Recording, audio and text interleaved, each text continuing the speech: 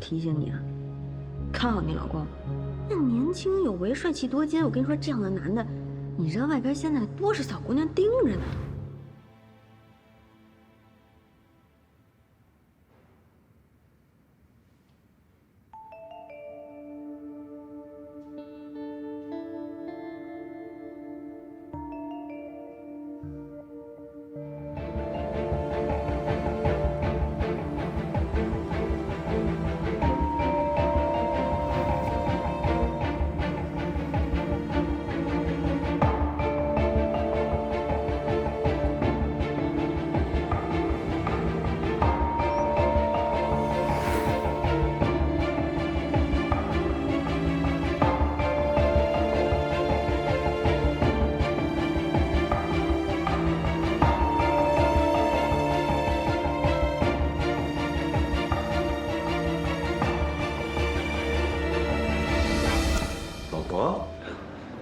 你怎么来了，薇姐？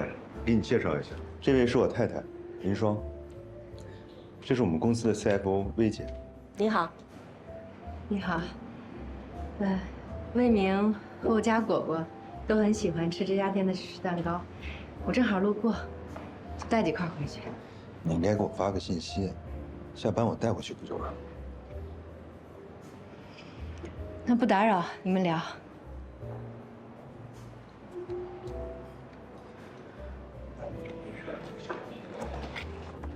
芝士蛋糕，谢谢。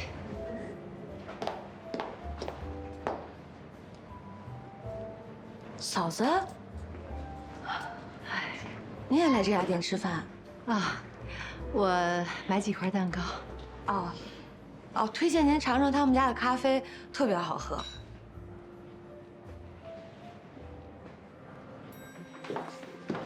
您请我们喝咖啡，还得麻烦您亲自给我们送上来。别客气，举手之劳。魏总夫人请大家喝咖啡。哎，您好，给，谢谢，还麻烦您亲自跑一趟。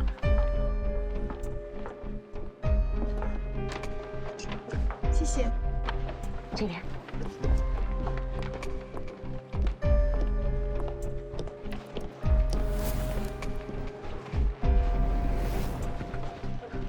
小伙伴们，魏总夫人请大家喝咖啡喽！哇，感谢魏总，好有气质。谢谢。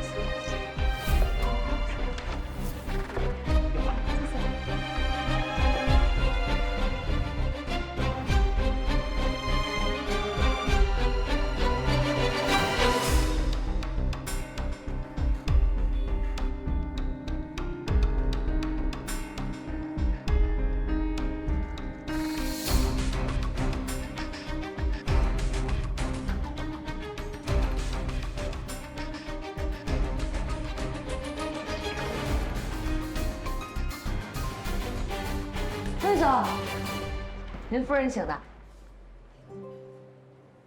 辛苦了，还是你想的周到。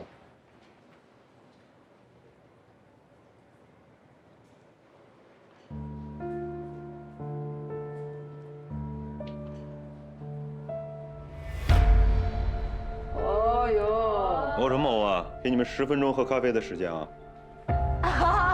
谢谢魏总。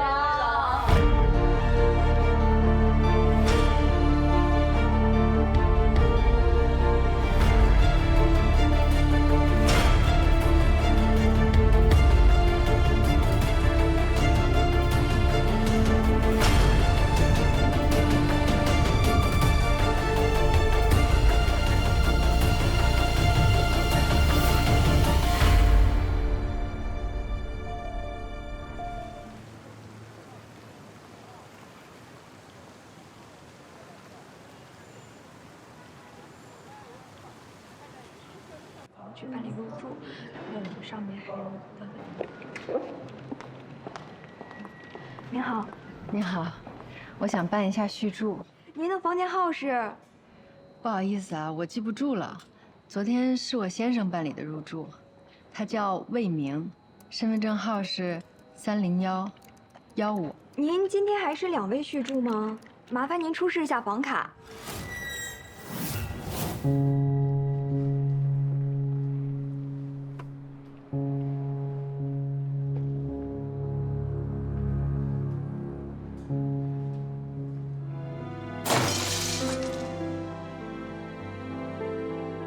以为，不管人生发生什么样的改变，只要一腔孤勇，拼尽全力，终究能寻得理想家园。没有人告诉我，自从我决定退守家庭的那一刻起，我的人生便仿佛折翼的大雁，被困于泥沼之中，再也无法自由地去爱蓝天。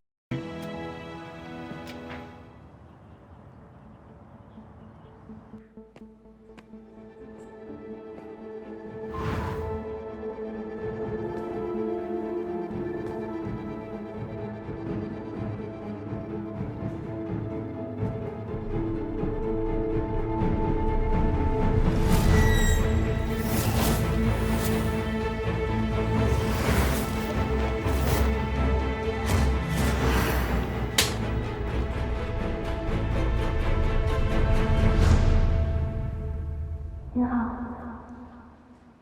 您好，您是第一次来吧？啊，要不我带你到处逛逛，给您介绍一下。这边请。大家放松一下，今天感觉怎么样？肩膀有没有舒服很多？你想干嘛呀？你想离婚呢？不行啊，绝对不行！你这时候必须要沉住气。你小三儿嘛，那想办法私底下把它解决了，不要意气用事，日子还得过呢。犯错的是男人，为什么让女人隐忍呢？是，我知道，这确实是不公平。男人出轨，这就跟吃一苍蝇一样。你说你把它吞了恶心，你把它吐了，这不也恶心吗？事到如今已失去了拥抱，像一只囚鸟。那些有过的美好在风中缠绕，无力再争吵。生活渐渐变成一座孤岛。再见明天，你好。去面对命运的颠倒，人来人往，梦一场就忘掉。那个藏在我生命里的心跳，不再跳。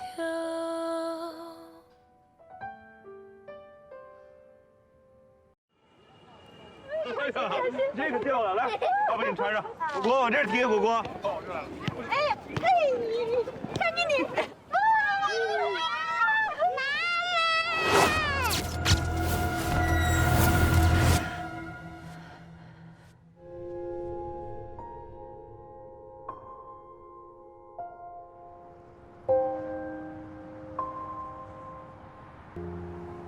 来，这是您办的尊享贵宾卡，您收好了。谢谢。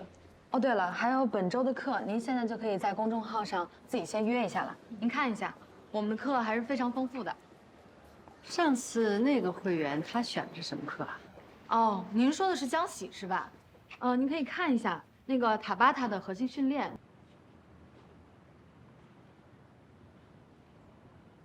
你在方舟上班啊？我刚才看你从方舟大厦那边出来。我在方舟产品部门工作。这么巧，我老公是魏明，我是他的妻子林双。哎，你好，您的快递。啊，哎，谢谢啊。哎，没事。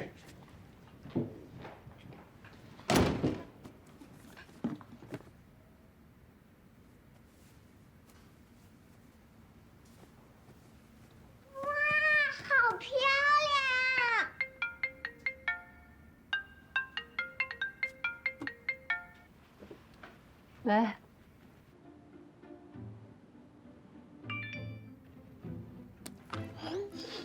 礼服还满意吗？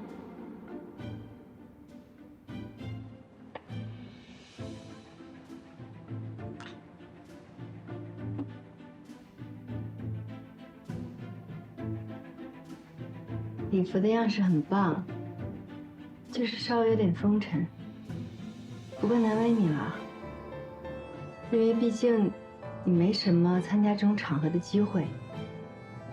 另外，裙摆稍微有点长啊。难为魏明，还抱着我走了一段。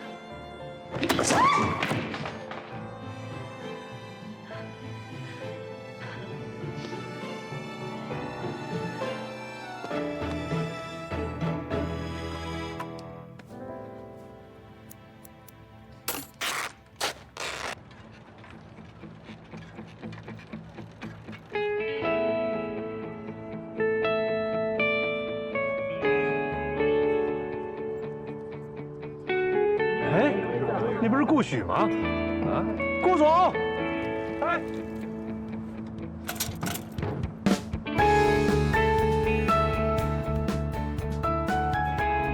土柳的顾许啊？对啊，待会儿给我介绍。好，好久不见，好久不见，好久不见。我给你介绍，李总。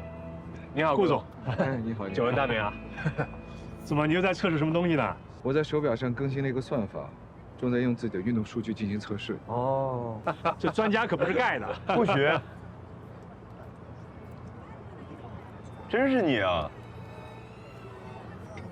我，魏明，林双的老公，你江大的同学。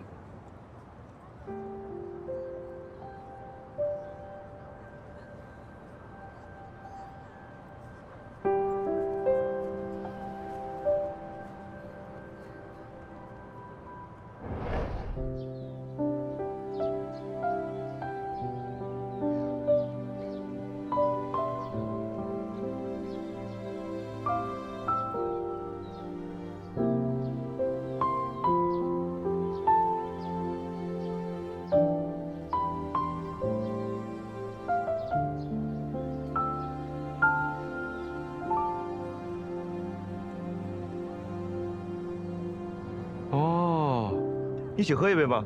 不了不了，我不太喝酒，测试还没做完呢，你们聊啊。哦，那改天约啊。哎，好。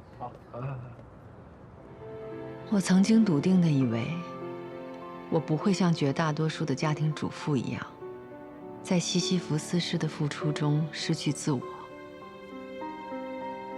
蓦然回首，却惊觉自己早就失去了昔日的敏锐，日复一日地变得麻木。到底是从哪一天起，我开始弄丢了我自己？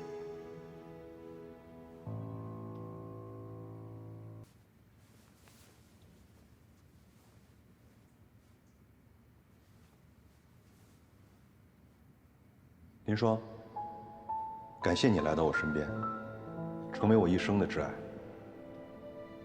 人一辈子陪伴一个人，想想都觉得挺可怕的。可那个人偏偏是你，我觉得一生怎么能够呢？我想将我的一生都交给你，你愿意接下来的余生和我一起分享喜怒哀乐？你愿意成为我挚爱的妻子吗？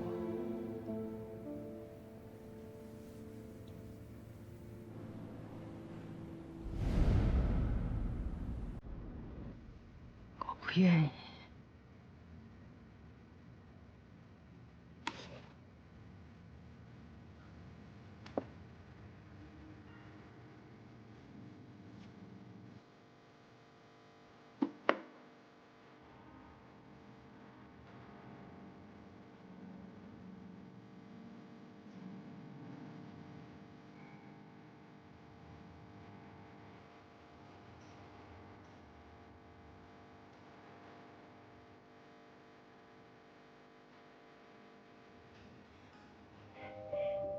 你今天带了什么东西来呀？要不要我帮你看看？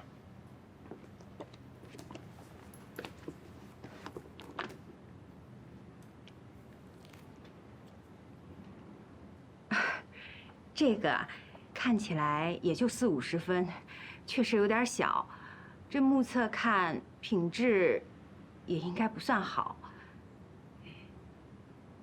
那个时候刚毕业就结婚了，事业刚起步，没什么钱。这是你结婚戒指呀？婚姻都不要了，我还要戒指干什么？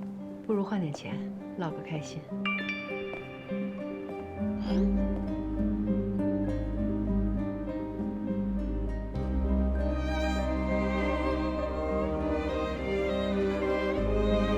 资助贫困山区女童了，春苗计划，大家来看一看吧，来看一看吧，帮助贫困山区女童。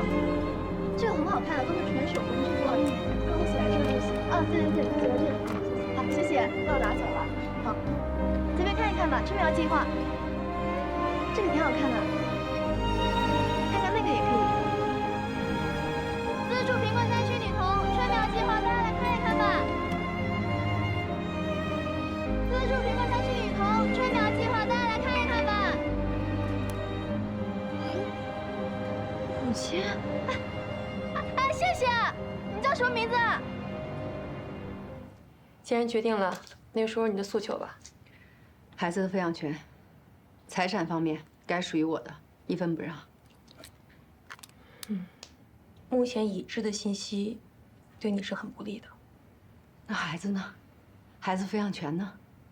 考虑孩子抚养权的原则是看谁对孩子的成长条件更有利，而出轨并不是法律认定几种不适合抚养孩子的情况。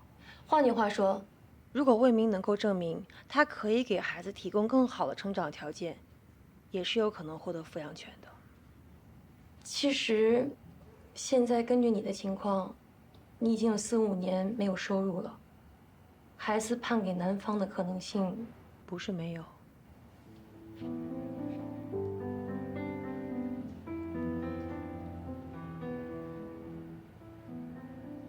我跟他摊牌，我们坐下来谈判。谈判是要看彼此手中都握着怎么样的牌。那我没有牌啊。那难道说他出轨，然后最后净身出户的是我？我知道这对你来说很难，但是也不是没有办法呀。所以这才是你今天来找我的意义嘛。我建议你先按兵不动。第一，利用这段时间去找一份工作，来证明你有足够的收入可以抚养孩子。第二，摸清楚你先生的财务状况，并尽可能保留相关的证据。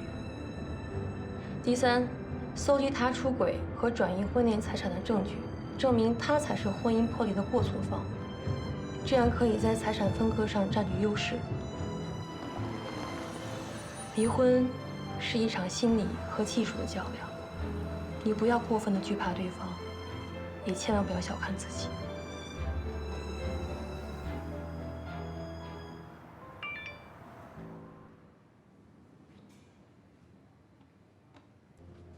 中午有空吗？咱们见个面，聊聊魏民。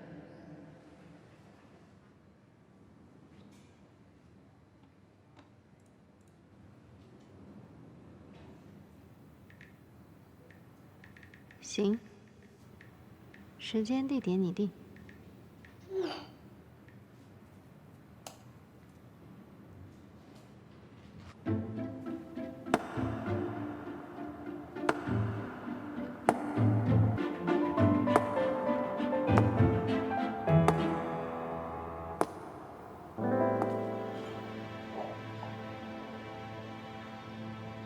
您的咖啡。被吓到了。其实，你之前说的对，在不被爱的婚姻和渐行渐远的丈夫当中消耗，结果无非是浪费时间。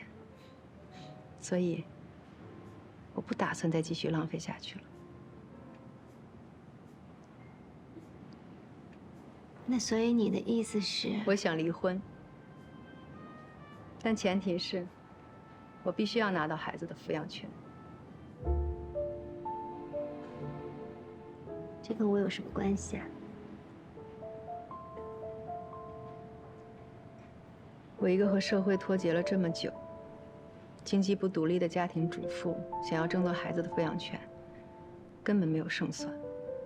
更何况，魏明已经留了后手，这些年陆陆续续的转移婚后财产。即便我拿到孩子的抚养权，我也没有办法维持孩子现有的生活水平。钱，我之前可以不计较，但现在为了孩子，我必须要计较。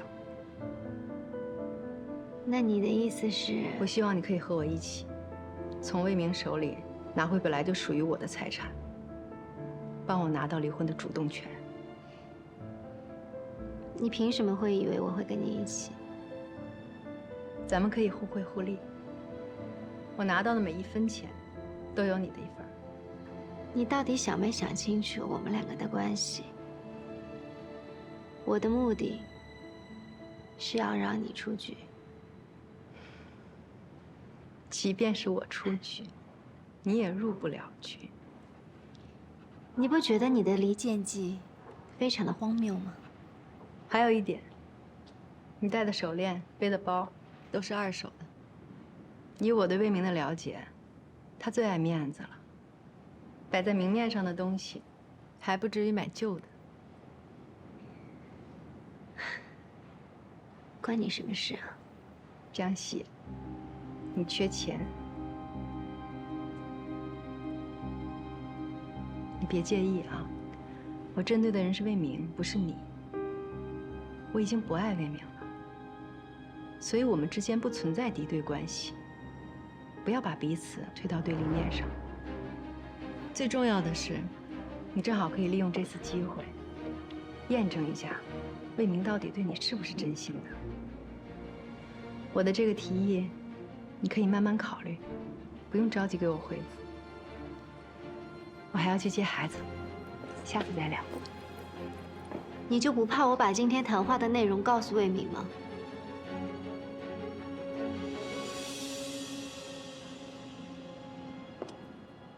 要是没有十足的把握，我也不可能来找你。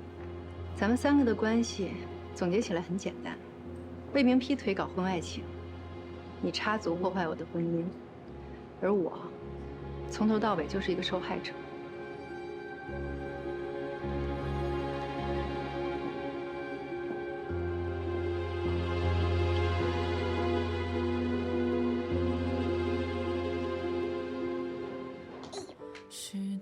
我先换你好不好？来，你在这里点画，这点，画完你，我们再画谁呢？妈妈。画妈妈呀。那些有过的美好在风中缠绕，无力再争吵。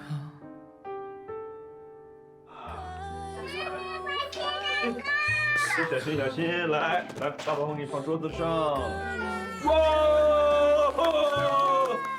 我们正常下面好不好？好。1、2、3，1、2、3。我们让妈妈来切蛋糕好不好？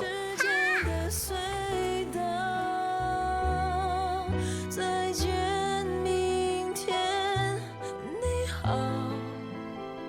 去面对命运的颠倒，人来人往，梦一场就忘掉那个藏在我生命里的心跳，不再跳。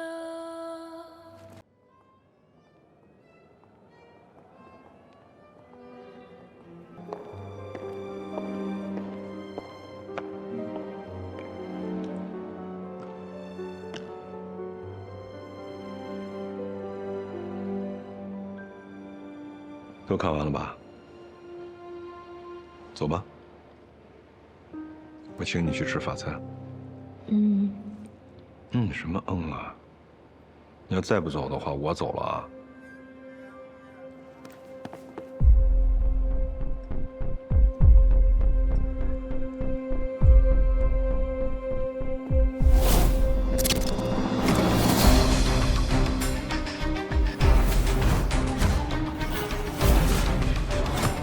明，林说，狗男人！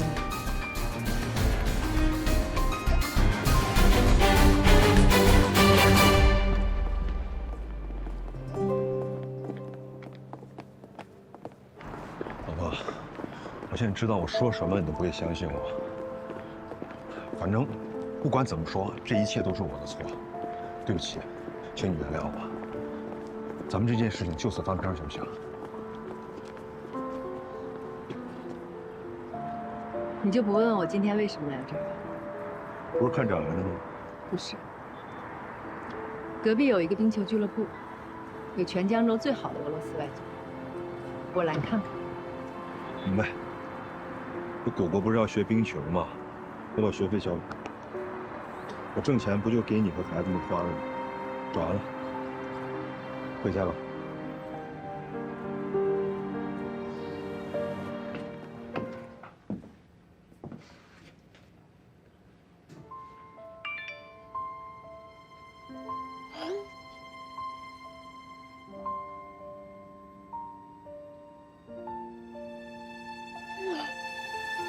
我知道这对你来说很难，可是你要为了孩子的以后和抚养权考虑，你不能放过任何一个机会，要夺回对方隐匿的财产。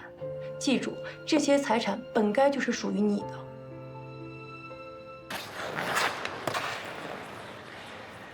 我第一次扇人巴掌，没什么经验，下手重了一点，抱歉啊。没关系，这点力道不算什么。这是答应给你的提成。行，那我们两个两清了。你想不想知道，魏明在我面前是怎么说你的？他就是我一个不太熟的朋友，之前跟我联系了好几次，我问他有什么事儿，他支支吾吾的就是不说。我来，我就想当面问他到底找我什么事儿。一来刚见面，主动就贴上来了，正巧就被你看到了。我没兴趣。这件事情，下不为例。以后，我不去找你的麻烦，你也别来找我的麻烦。我们各凭本事，互不相欠。话别说太满了。好吧，随你怎么说。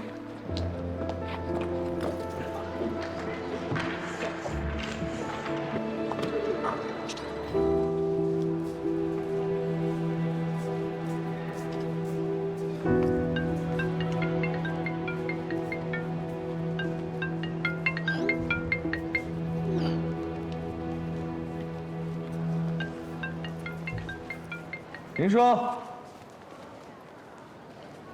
顾许，好巧啊！巧什么巧？为什么不接电话？哦，刚刚这电话是你打的，我不知道啊。你找我有事吗？我就是想问问你，你这个女儿是怎么当的？你爸爸骨折住院了，你知道吗？谢谢啊，谢谢护士。爸，双双怎么来了？你怎么来了？医生怎么说的？哎呀，放心吧，没什么事儿，轻微骨折，打2个钢钉，休息休息就能出院了。哎，你怎么知道我在医院呢？是我告诉他的。林老师，这事林双早晚都会知道，你就不应该瞒着他。嗨，林老师在家打扫卫生的时候摔下来，把脚给摔骨折了。有这种事儿，你怎么不第一时间告诉我呀？反倒麻烦人家。哎呀，双双没那么严重。你说你天天在家又洗衣服又做饭呢，还得带着果果，你2个要命的公公婆婆没事再给你弄点事儿出来，够烦了。我也不想给你再添乱，啊，没大事儿，放心吧。谁呀？快接吧，快接吧，万一有正经事儿呢？接一下。啊。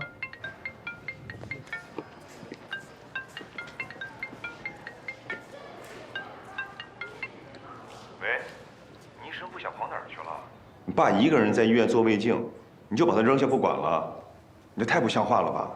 妈在电话那边都哭成泪人了，有你这么当儿媳妇的吗？喂，说话呀！我爸骨折住院了，我现在在住院部，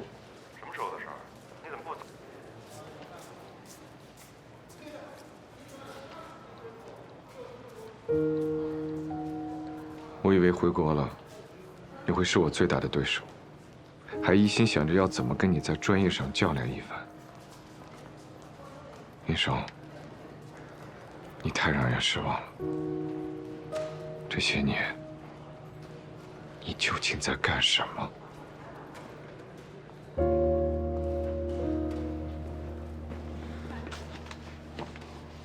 不光女儿孝顺，连学生都这么贴心。是呀，我们顾许啊还很优秀呢，年纪轻轻的就当了 CEO 了，还上福布斯榜呢。爸，怎么样？贝明来了，还疼吗？还好，没什么事儿。你出这么大事儿也不第一时间告诉我和林双，还是林双给我打电话我才知道。告诉你有用吗？林双还要照顾你的父母呢，能有时间吗？嗨，没事没事，这不顾许在呢吗？他得呀，啊。顾许，没想到这么快要见面了。我们家的事儿麻烦你了。不麻烦。高中的时候啊，多亏林老师和师母照顾我，我才能顺利考上大学。有这份恩情在，我孝顺老师跟师母都是应该的。老师跟师母跟爸爸妈妈肯定不一样。这次回来准备待多久啊？不走了，决定留在国内了。那你国外的公司怎么办啊？早就卖掉了，相信以后会有更好的发展。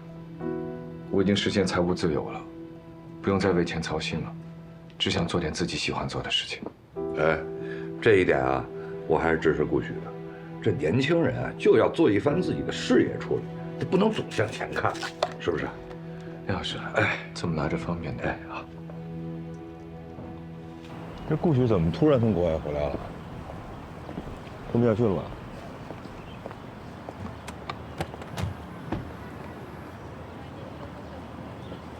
顾许，谢谢。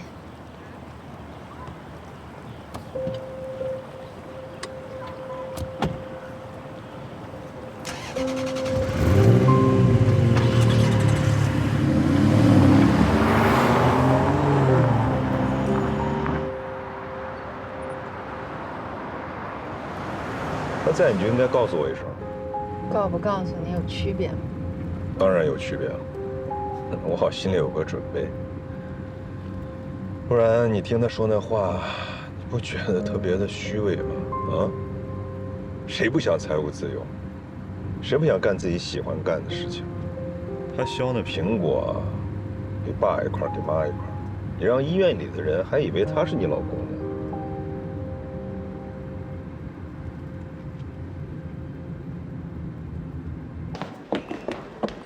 果果，怎么了？嫂子，我看看吧。是痒痒吗？衣服？都说啊，这个和谐的家庭是成功事业的基石。魏总，有福气啊！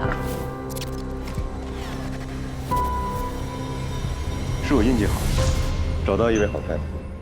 哎，魏总，那不是你们部门的江喜吗？今天穿的挺漂亮啊，啊？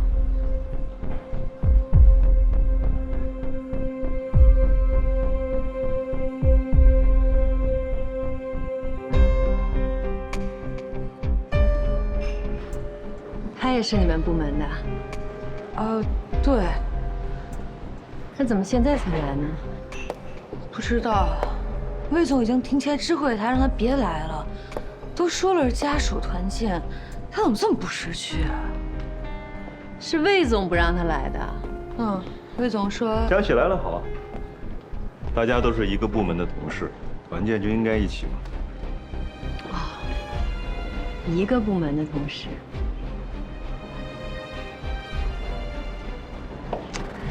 你饿了吧？我带你去吃点东西。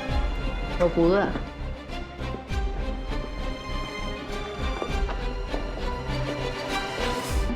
魏总太太，初次见面，请多关照。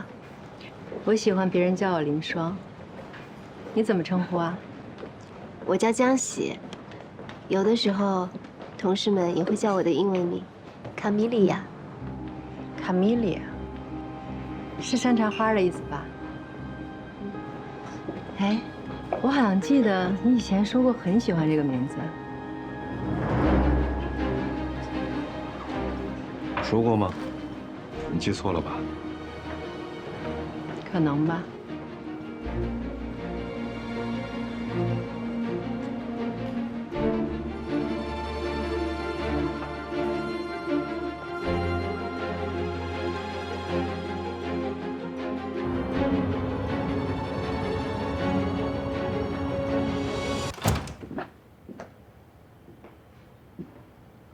还没睡呢。果果睡了吧？去哪儿了？我出去了一下，解决点事情。解决你跟江喜的事情。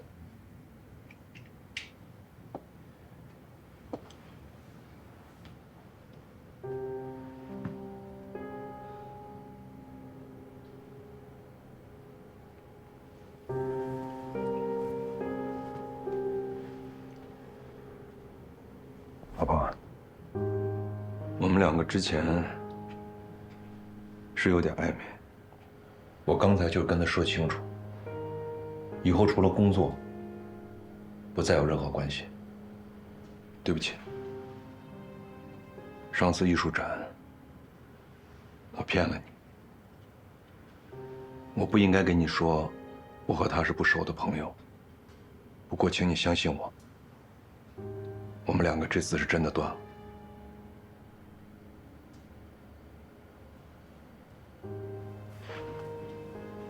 你的话我还能相信吗？我看，我还是直接问问另外一位当事人。你不是要给果果买教育基金吗？别墅没买成，我把那50万转给你。这么大方。为了果果，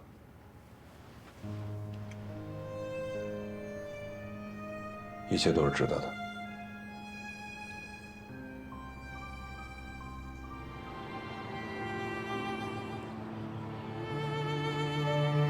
哎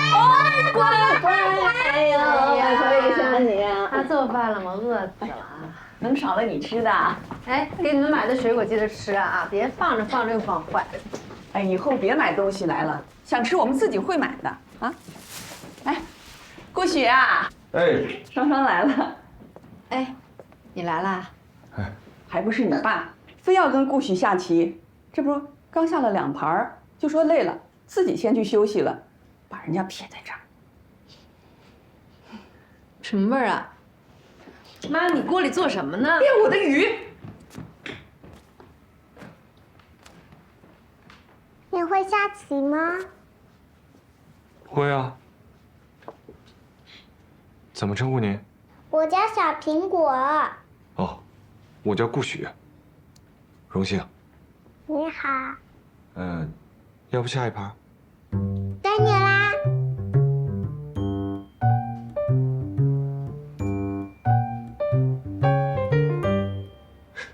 你还会玩别的吗？叔叔，你是不是认识妈妈很久了？是啊。你怎么知道？外公家里有你的照片，你和妈妈小时候的。外公说你是很厉害很厉害的叔叔。叔叔，妈妈在成为我妈妈之前是什么样的呀？以前的林霜啊，固执又倔强，考试永远全班第1，体育文艺样样都行。你妈妈是我见过最优秀的人。比叔叔还优秀吗？我在很久很久之前啊，她就一直是我想要超越的目标。果果，外婆做了你最爱吃的大螃蟹，快去吃饭。吃大螃蟹啦！洗手啊！走啊，吃饭。小苹果自来熟吧？他心也大，你不用说那些违心的话都能开心的。你为什么觉得我说的是违心的话呢？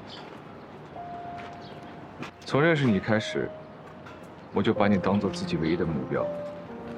以前的林霜，的确是我见过最优秀的人。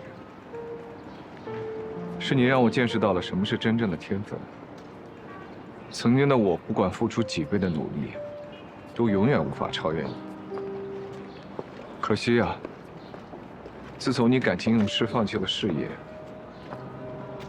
那个优秀的女生就消失了。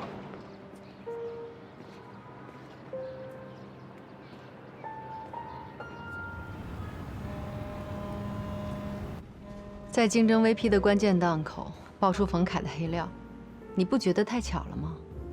到底想说什么？这个爆料人，他除了向媒体曝光冯凯和公关公司的交易录音，还公开了冯凯拷贝用户数据的后台交易记录。在方舟，有这个权限的人屈指可数吧？魏明就是其中之一。这件事情一定是魏明在捣鬼。江喜，我希望你可以帮我找到魏明向媒体爆料的证据。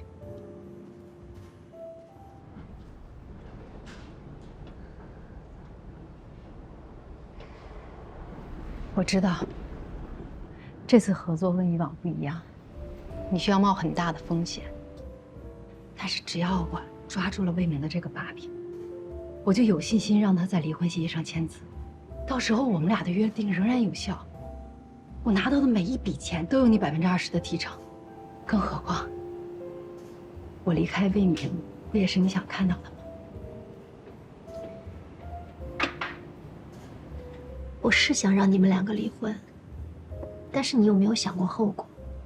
一旦找到了证据，爆料魏明就是出卖公司利益的爆料者，他的事业、他的前途全都毁了。他毕竟是小苹果的爸爸，你需要这么狠心？我要证据，不是为了爆料，而是要作为离婚的筹码。同样的，这也可以成为你保障自身利益的底牌啊。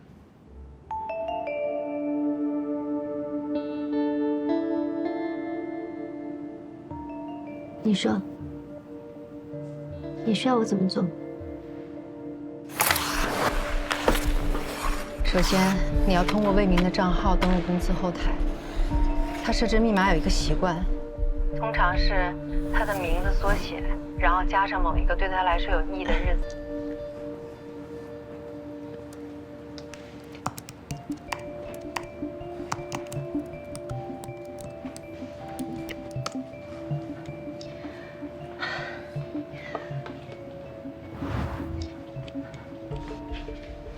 你到底有没有把握呀？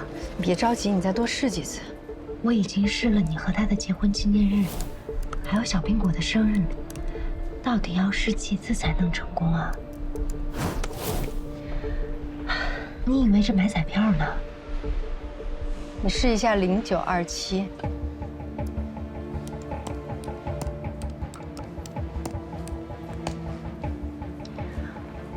成功了。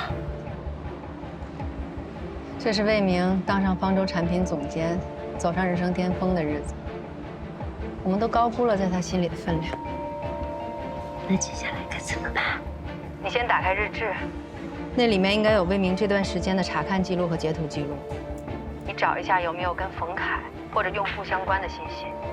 找到了，他的截图果然和爆料者一致，原来他就是那个爆料者。你赶紧把这个截图记录下载下来，然后尽快退出系统。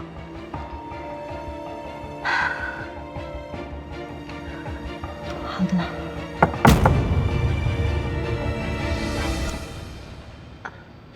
新的业务方案什么时候能整理好？大家跟着你来来回回讨论这么久了，什么时候能有个结论？魏总还等着汇报呢。行了，我知道了，我下班之前一定给你。你最好说到做到。要是耽误我们的进度，我一定会如实告诉魏总的。好的。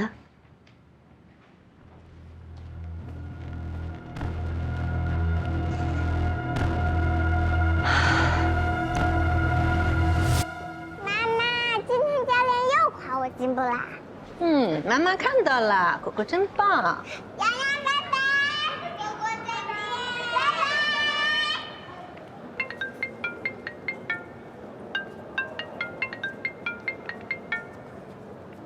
喂，喂，你好，请问是林双吗？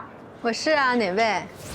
我是磐石的朱小晴，打电话是通知你已经通过了磐石研究院助理的初试，请于今天下午5点前来公司进行复试。我看到你落下的资料，虽然你不是应届毕业生，但是你非常有意愿和潜力，很符合我们磐石不拘一格对人才的筛选。于是我就把你的简历给了我们领导，也就是人事部的总监，这才给你争取到了一个机会。谢谢你，你帮了我一个忙，我也帮你一个忙，就算是报恩吧。哎，对了，这次面试新上任的 CEO 也在，要好好表现。会议室在那边。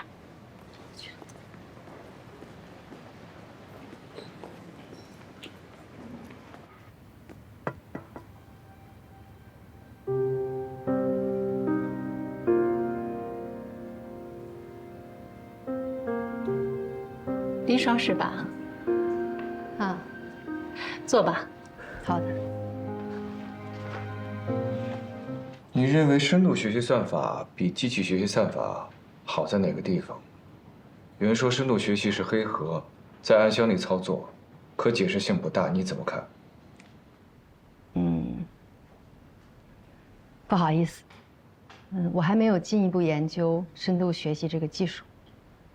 但是这也是我想竞聘研究院助理这个岗位的原因，因为在磐石我可以接触到最前沿的科技。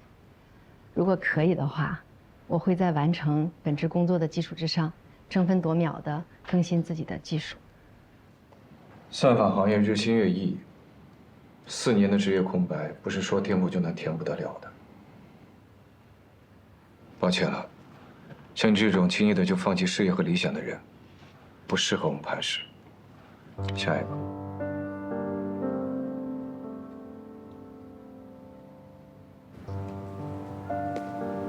还有啊，我最讨厌的就是那些拥有好的家庭、好的天分、好的机会，却不知道好好珍惜的人，而你，就是这种人。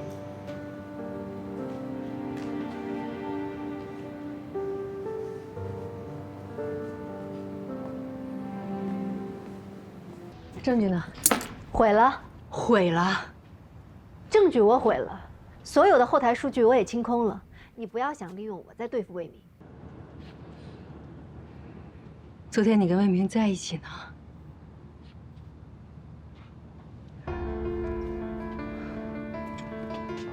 江喜啊，我知道你蠢，我没想到你蠢到这个地步。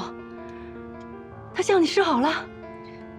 你就没想过，在这个节骨眼上，他向你示好有什么目的吗？他肯定是发现了什么，他怕你把证据泄露出去才这么做的。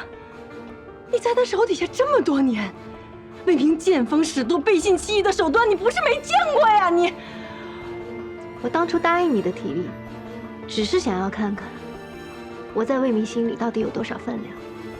我现在已经知道了，我很满意。有多少分量？你太高估你自己了。哎呦，姐，一起吃个早饭呗。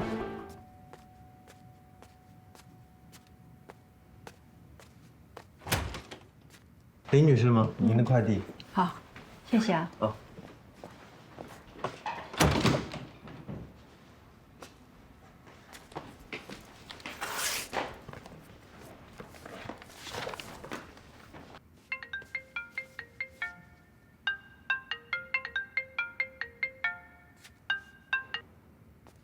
喂，小晴。哎，林双，听课证收到了吧？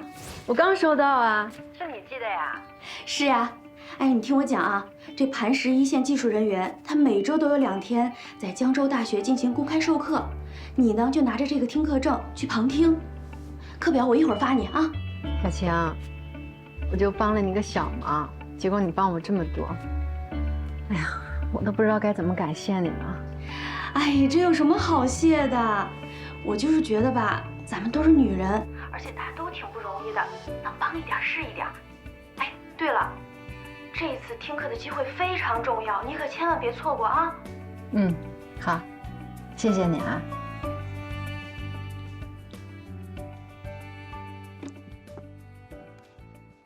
同学们好。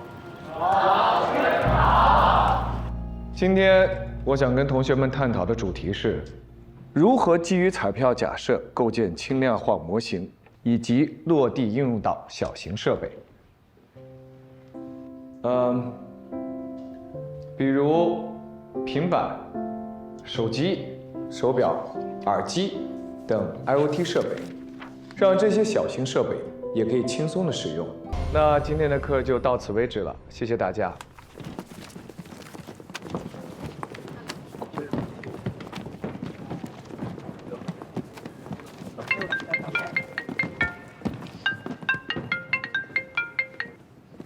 来嘛，林少，果果不见了。果果不见了？我也不知道他跑哪儿去了。什么时候的事儿啊？大家有什么问题可以问我。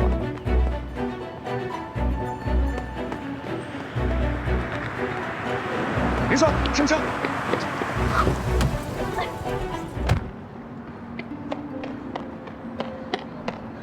你快看妈妈，去。毛哥，果果，哎呦，你没事吧？啊，去哪儿了？你吓死妈妈了！我看看手上没有。是漂亮阿姨送我回来的。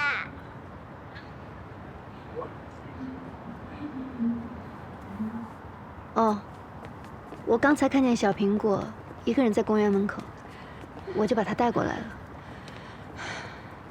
谢谢你啊。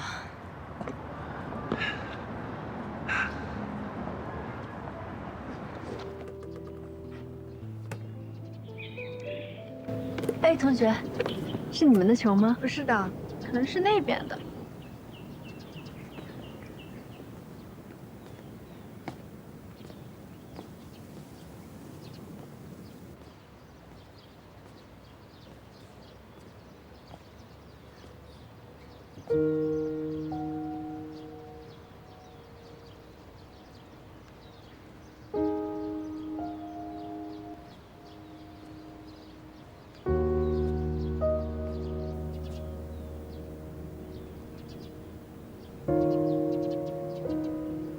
同学，你没事吧？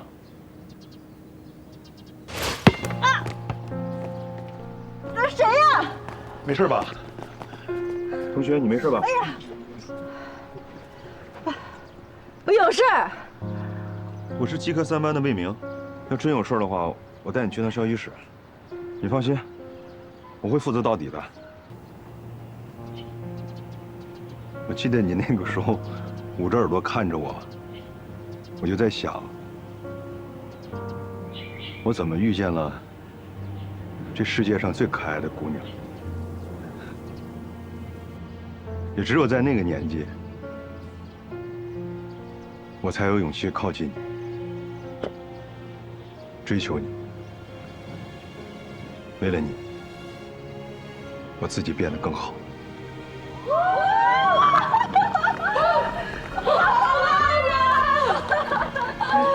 都来了。开了吗？嫂子，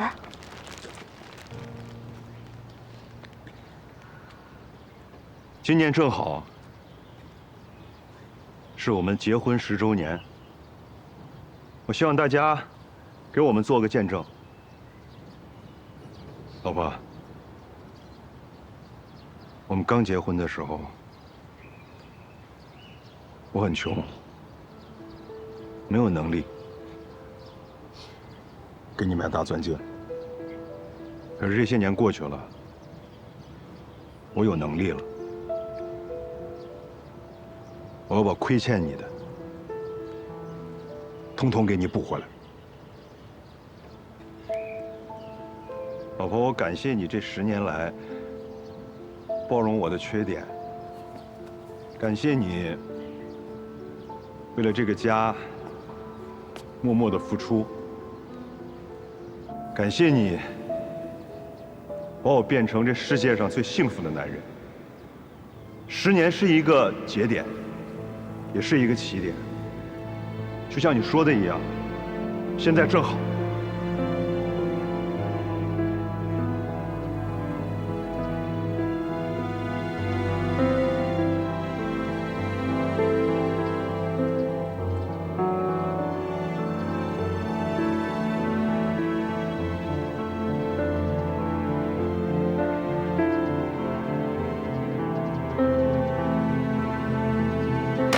啊！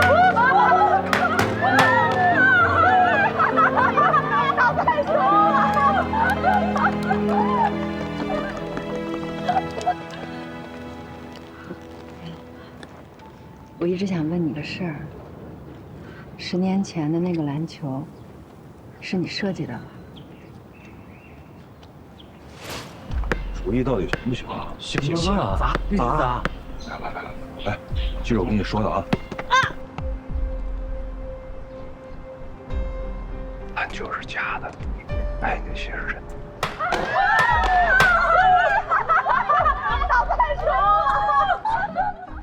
你笑什么？你有那么重要吗？这件事情，从头到尾，都是魏明自导自演的，我根本就不知道。如果我猜的没错的话，他应该是做贼心虚，生怕我因为上次团建的事情恨他，在他竞争 VP 的关键时刻节外生枝，所以才做了这么一出戏安抚人心。当然了，也在他的同事面前立立他好男人的人设。还有啊，要不是因为果果的抚养权，我根本就没有耐心陪他演戏。现在这种肮脏的生活，我1分钟都不想要。你不用在这拐着弯的奚落我。戴着大钻戒的是你，躺在魏明旁边秀恩爱的也是你，1分钟都不想过的生活，却是我求之不得的终点。你想过什么样的生活，我一点都不关心。但是你凭什么一副高高在上的模样？你清高的让我觉得你恶心。你什么时候才能清醒一点？你站住！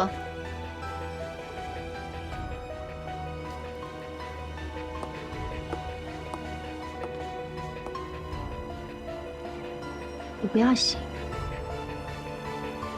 我要赢。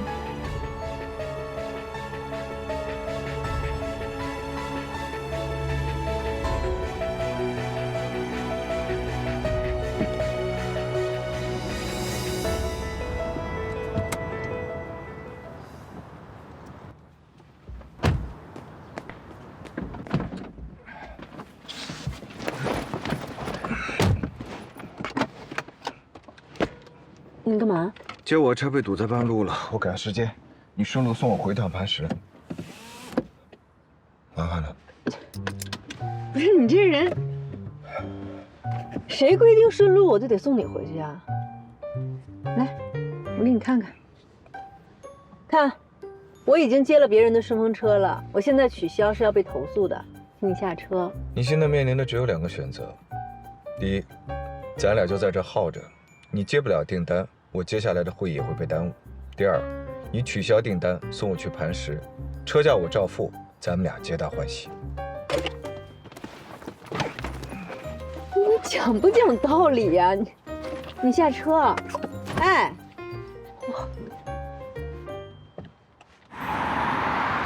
我只能给你3个月的时间，到时候如果实验数据达不到预期的话，那么整个项目取消止损，所有的资源撤回，项目组原地解散。对，就这样。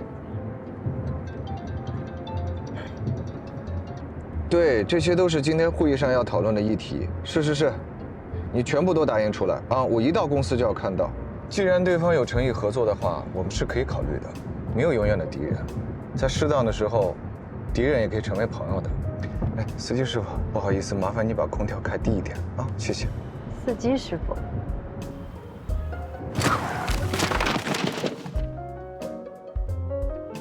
不好意思，司机师傅技术不太好。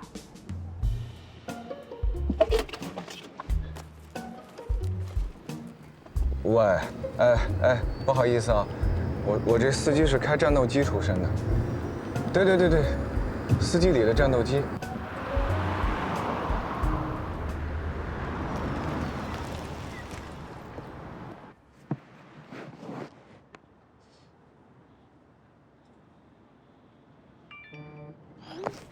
我猜你一直没有存我的电话号码吧？为了能顺利收到车费，我劝你还是赶紧加上我的微信。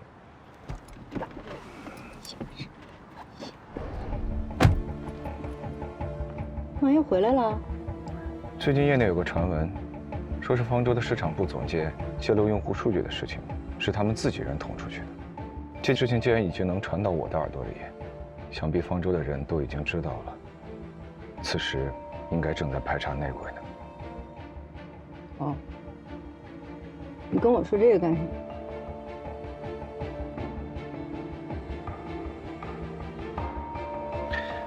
就算我都是吧，我看不惯有的人一边在朋友圈搞着秀恩爱，一边又私下搞小动作。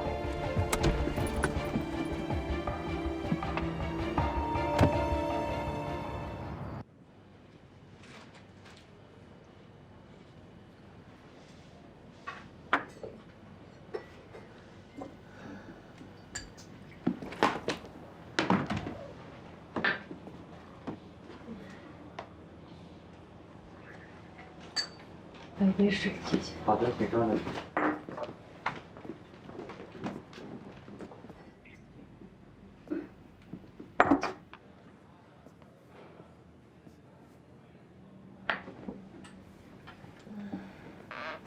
你好，您的水。谢谢。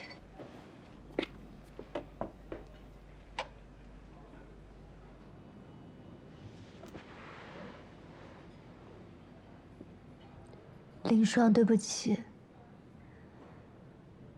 我应该早就听你的话。他是一个口蜜腹剑、为了目的不择手段的小人。这些全部都是假的。什么好好先生，什么顾家好男人，这些都是他演的。他就是在欺骗别人的感情。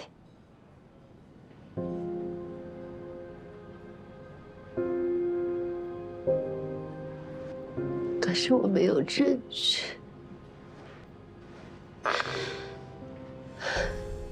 谁会相信我？你说的对，要是真的闹起来了，最后的结果就是你在业内出名，走到哪里都被人指指点点。至于魏明，他不会有任何损失。你告诉我，我该怎么办？之前不是你找我说要跟我一起对付他吗？魏明一定会付出代价的，但不是现在，更不值得拿我们的人生来交换。早晚有一天，他会为自己的行为买单的。相信我，世界上没有捷径，无论爱情还是生活，只有靠自己，才能得到你想要的。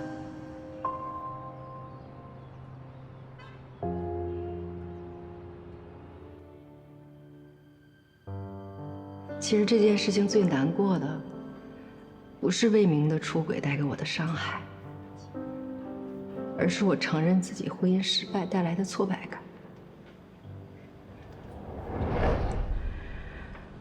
想不通，这么大一场败仗，我到底是哪一步走错了呢？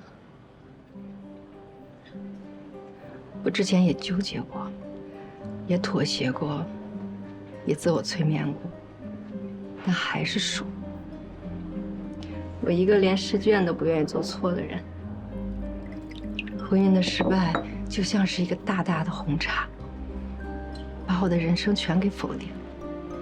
你别这么想，你离开那个人渣，以后你的生活一定都会顺顺利利的。你呢？打算怎么办？真像他们说的一样，拿安家3走人吗？我不走，要走也不是我走，我还要继续留在方舟，这是我努力争取的工作。再一来，我的家庭情况不允许我失业。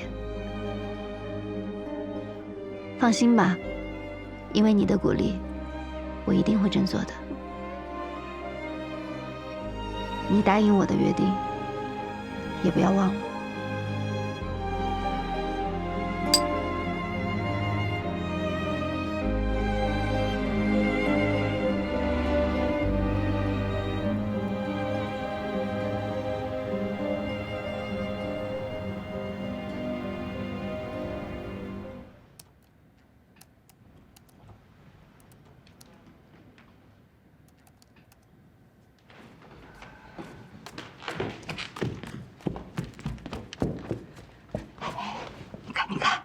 我怀疑林霜没错吧？啊，你看，这什么呀？酒店消费的住宿费，我早就说他在外边七搞八搞的。哎，这说不定是明明的呢。怎么可能是明明的？就在洗衣房找到的。明明也不洗衣服，那肯定是他的呀。哎，玄子，把他看住了，别让他跑了啊！我把歌唱完。哎呀，全班的骄傲，给我喝一个吧。酒量不好。来，不喝看不起人啊。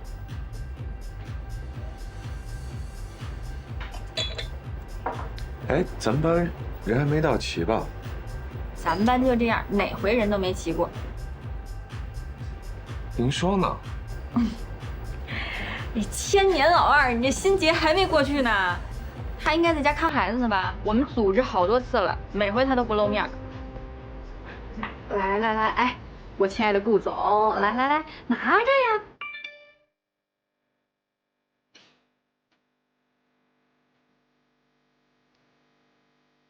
同学聚会，你怎么没来？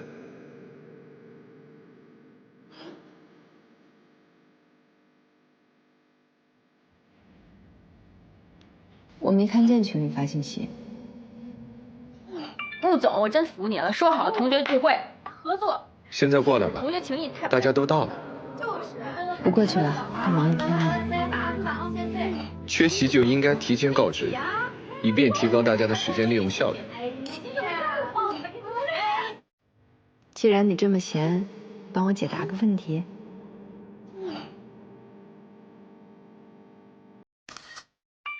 我们先过去跟那个聊一下呀，告诉他一声，咱们一起去。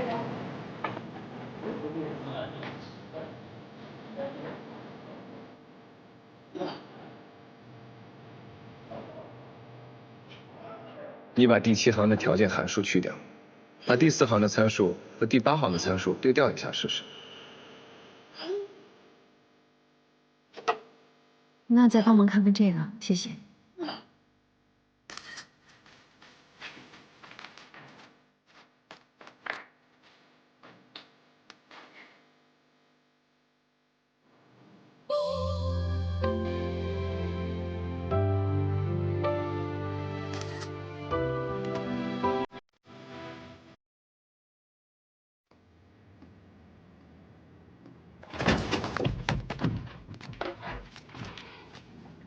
干嘛呀？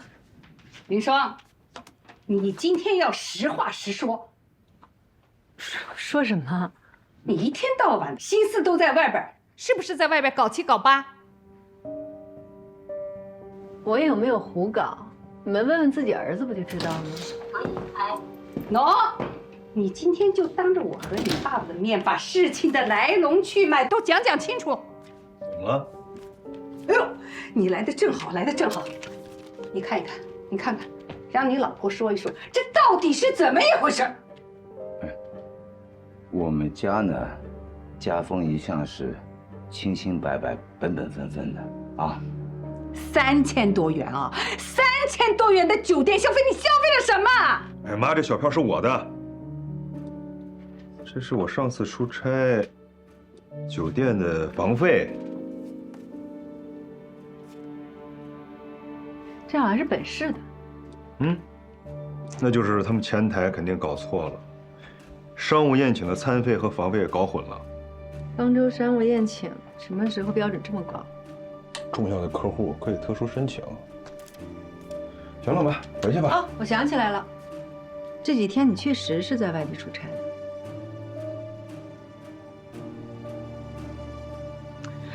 妈爸，来，你们搞错了，哎呀，误会，我们2口子好着呢，你去吧，你别小票嘛，能有什么事儿？走。哎，误会给我。误会在哪儿了？酒店嘛，业务那么多，来来回回的房费、餐费，他们肯定是财务搞混了。你说到财务，那个我今天去趟银行，你上次说那理财还真挺不错的。我觉得以后咱们家这些钱还得多听听你的建议。可以呀，正好，我有一个朋友是在银行做理财专员的，最近想做点业绩，让我帮帮忙。我看了，有几个产品挺合适的，利率不错。那正好，我年底的工资加上奖金，扣去咱们家的家用，拼拼凑凑的，差不多50吧。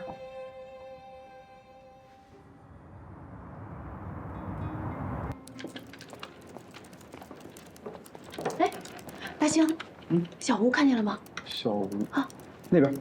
谢谢啊。啊。哎，行，行，忙着啊。哎，小吴，啊，一会儿帮姐个事情。这个作业是谁的？顾总，是我的。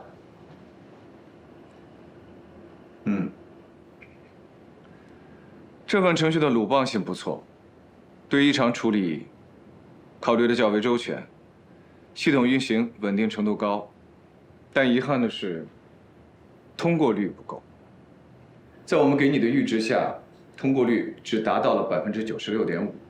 现在市场上大多数的通过率已经达到了95%。这次优化训练，我对你们的期待是98%以上。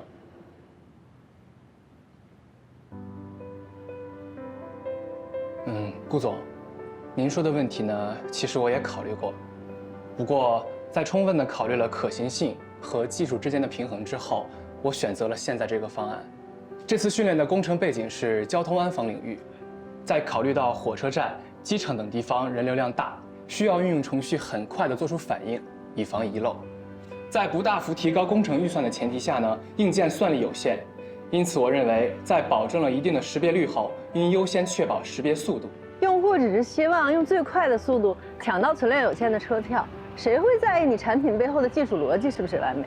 可是顾许啊，你这个人呢，就是略微有一点死板，一味的沉迷于技术，完全忽略了用户最基本的需求。那按照你的说法，那完美的技术就没有意义了吗？完美的技术当然有意义了，它可以用来写论文、做研究，也可以给先进的技术提供理论依据。对于科学家而言，技术可以是一篇论文，一项 Kaggle 竞赛的冠军，也可以是一个重要数值的突破。但对于商务策来说，技术最重要的就是实用。如果它无法融入行业，变成切切实实的产品，那么客户与合作伙伴就会拒绝买单。算法必须要考虑落地问题，企业从技术切入没问题，但必须要和应用场景很好的结合起来。空谈技术就像是闭门造车，肯定会失败。不能变现的技术未必不是好技术，但是我相信好的技术一定可以变现。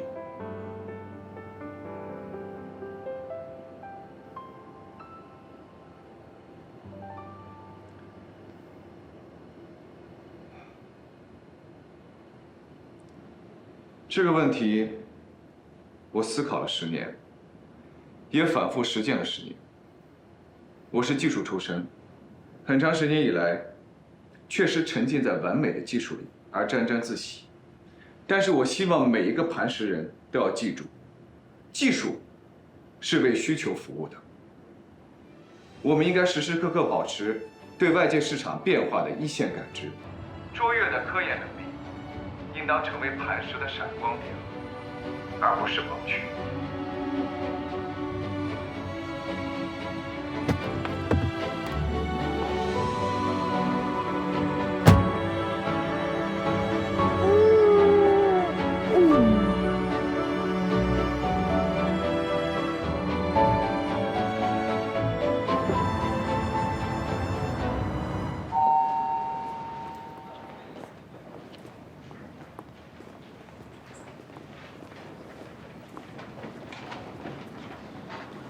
你好，我找魏明。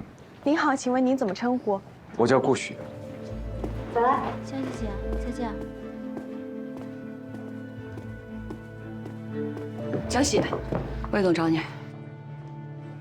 江喜，干什么？魏总让你过去一趟。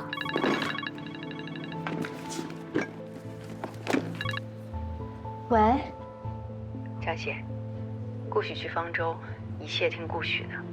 好。顾总在哪？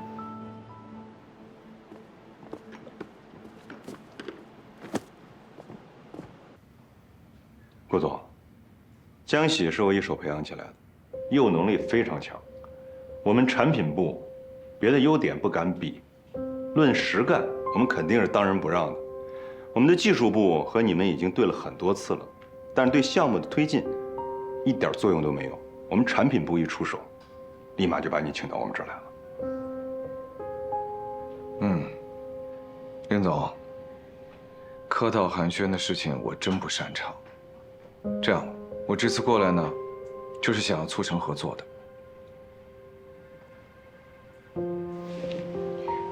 真的吗，顾总？没开玩笑吧？你看我像开玩笑的样子吗？想 OP1 的话，让江喜来对接合同就可以了。那太好了，我上报董事会走个流程，咱们就可以过合同了。没问题。顾总，合作愉快。合作愉快。谢谢你，做我的底气。不客气，合作达成了，之后就看江经理的表现了。回头请我吃饭吧。那是必须的。哎，说起来我也好奇，你是怎么搞定磐石，怎么搞定顾许的？我哪有那个本事啊！我现在正打算去谢谢你的救命恩人呢。哎，先不说了啊。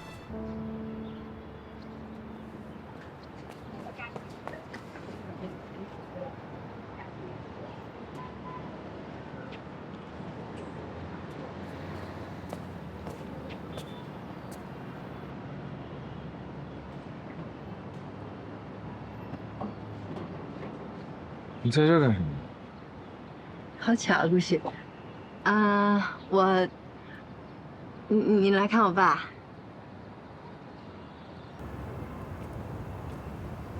林老师拜托我的事情已经做到了，所以我过来跟林老师说一声。老师跟师母年纪都大了，尤其是林老师，刚从医院出来，又得忙里忙外买菜做饭，又得大人情说好话。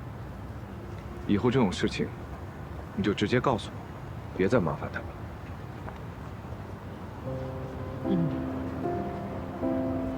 磐石跟方舟的合作，你怎么能想到拉林老师出来说情？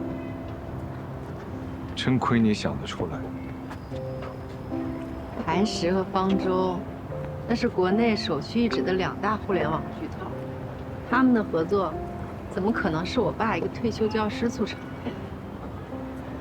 我虽然当了几年的家庭主妇，疏于业务，但是这点常识还是有的。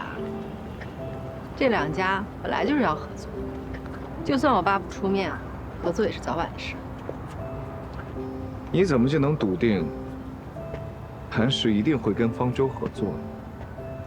我大概研究了一下磐石刚推出的 OP1，它目前是亚太本土最好的技术人才，针对的是头部的 B 端企业。那除了方舟，还有出价能力的静睿，他们刚刚花了大价钱从硅谷请来了算法专家，所以短期内他们不会成为磐石的客户。那 OP1 唯一的买家就只剩下方舟了。之所以还没有谈成合作，无非就是待价而沽这一个理由吧。判断基本正确，看来你的逻辑能力还在。不过啊，要是没有你出面，那江喜的工作肯定是保不住了。你跟这江喜到底是什么关系？朋友。你这朋友好大的面子。我替他谢谢你。要谢就谢林老师，我是帮他，不是帮你。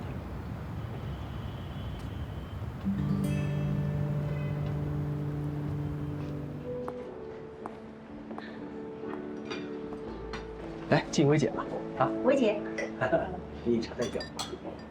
明天进去。魏明太太吧，这魏总没告诉你时间吗？你来晚了，我们都在这儿聊了好一会儿了。不好意思啊，地方不熟，多绕了几圈，确实是来晚了。大家都到齐了吗？今天的计划呢是晚饭之前运动运动，不过不勉强大家，我自己先去换件衣服啊。什么情况？不就是吃饭吗？哪来的活动环节啊？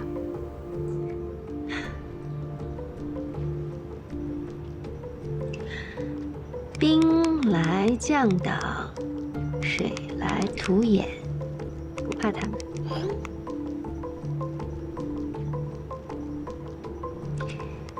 半个小时后到。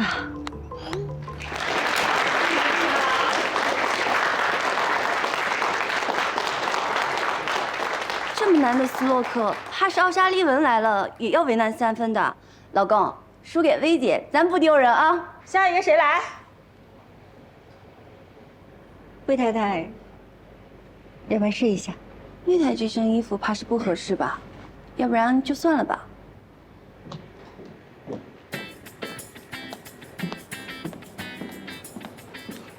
魏总，哎，怎么才来啊？我来给魏总太太送衣服的。哦，魏太太，魏总让我提醒你，出门别那么粗心，少带一件衣服都不知道。给。啊，知道了，谢谢啊。魏太，现在有衣服了，要不要跟魏姐打一局啊？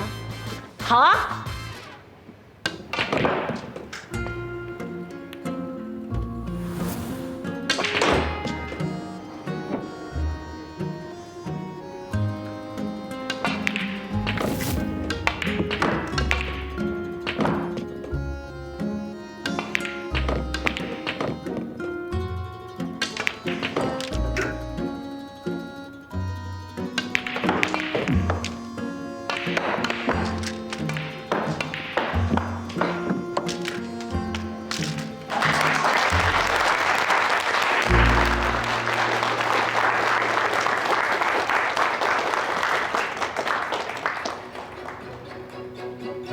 这准备单杆轻抬呀，长台进攻哪有这么容易啊？准确率多低啊！是我的话呀，肯定搏一搏。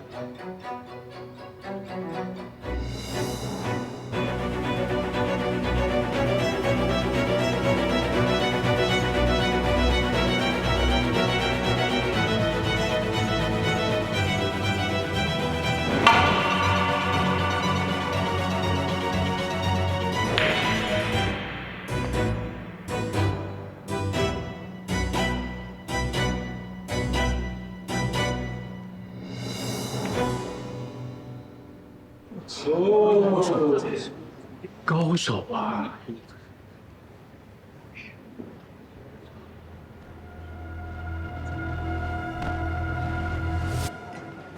给我一杯水，谢谢。哎，好的。魏太太，菲姐，给你。你刚才真的好棒啊！您叫我林双就好了。你是在哪儿学的斯诺克？我是上学的时候参加过江大的斯诺克社团。你是江大的？是啊，我是你的学妹，比你小几届。这么巧啊！哦，当年在大学那会儿，谁教了你斯诺克呀？其实吧，我没正经学过，就是有一个同学，他没事就指导我几下。不过他的斯诺克是林丽教的。怎么了？不会吧，我也是林丽教的啊！这么说起来，咱俩是师出同门啊！小师妹。要不是你提前帮我排雷，还临时赶来救场，我现在应该已经社死了。其实这些人啊，不管是强势还是温顺，看的都是公司的职位还有利益关系。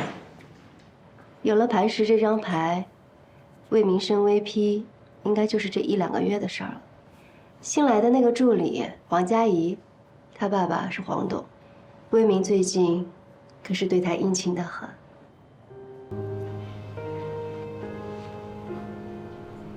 他想让黄董来当这个后盾。魏明的能力嘛，是有一些小天赋，但是论起对付女人，他可是天下第一。我看那个黄佳怡被家人保护得很好，一点鉴别男人的能力都没有。他已经着了魏明的道了。如果只是提携自己的女儿，那这份恩情黄董未必会记挂很久。但如果成为黄董的家人，那就不一样了。你说魏明要娶王佳怡？以我对魏明的了解，不是不可能。那这也太毁三观了吧！不管怎么样，找工作的事情呢，还是得抓紧。对了，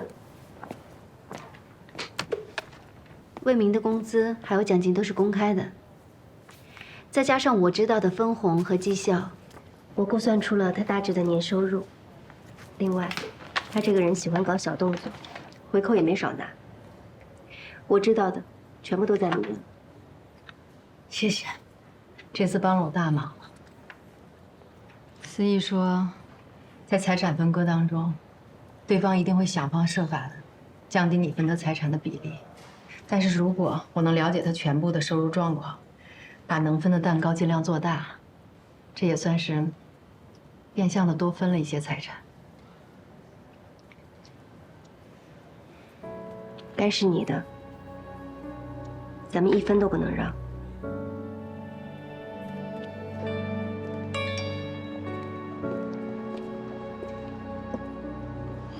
林双，磐石研究室又开始招聘了，你报名吗？当然。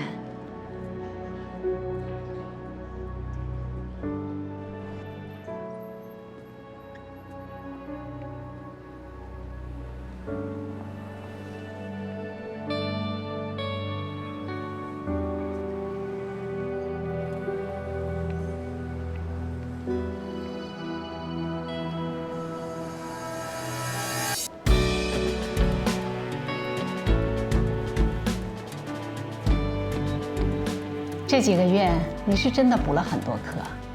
这么短的时间，除了 Python 语言的熟练掌握，还补上了之前深度学习推荐系统的短板，还研究了 Tyson RT， 实践项目也做了不少。看来你确实下了不少苦功夫。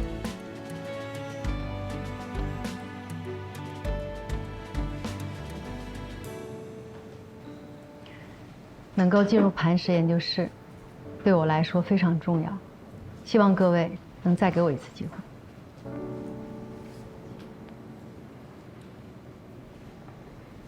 顾总，我没有别的问题了。我的问题还是个老问题，这对于我们磐石来说也是最重要的，就是你到底要如何平衡事业和家庭？顾总说的没错，所谓的平衡其实根本不存在。它无非是取舍和牺牲。但是在认定这个事实之前，我想先明确一点：家庭是一家人，取舍和牺牲绝不是靠女性一个人来完成。所有的家庭成员，甚至包括孩子，都必须承担起这个责任。当所有的家庭成员都承担起了责任，并开始发挥作用的时候，那么这个取舍和牺牲，才能最大程度地减少不必要的消耗。尽量让所有人都满意，也可以看作是达到了某种平衡。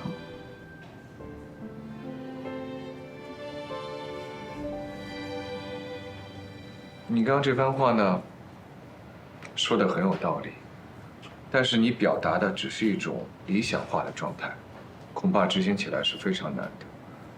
而且，程序员是高强度的工作，即便是大学刚毕业的年轻的员工，也有时候可能会感到力不从心。所以你到底拿什么来证明你能够胜任？我想让大家看一个表格。我的一天是从早上6点开始的，洗漱、更衣。6点20，我准备早餐，叫家人起床。7点15送孩子去幼儿园。8点菜场买菜。8点40回到家里，收拾餐桌，整理衣服，还要处理一些缴费和外出事宜。一边我还要用手机听课。12点钟，我会利用午餐的时间下单一些生活必需品。12点半午餐结束，我为晚餐做准备。3点我会去幼儿园接孩子，直接送到特长班，督促他语数外以及画画还有围棋等技能的学习。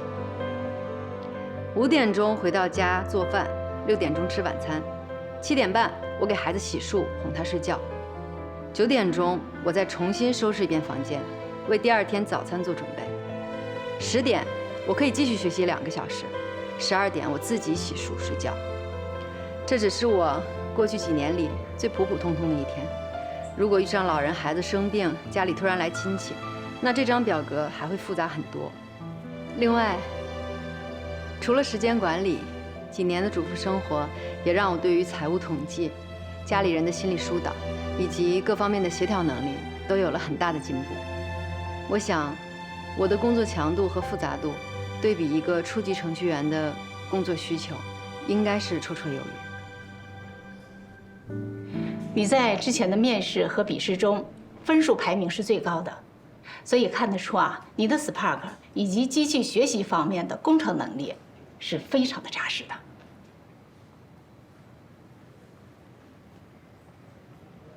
顾总，您还有问题吗？如果这次的面试你还是没有通过呢？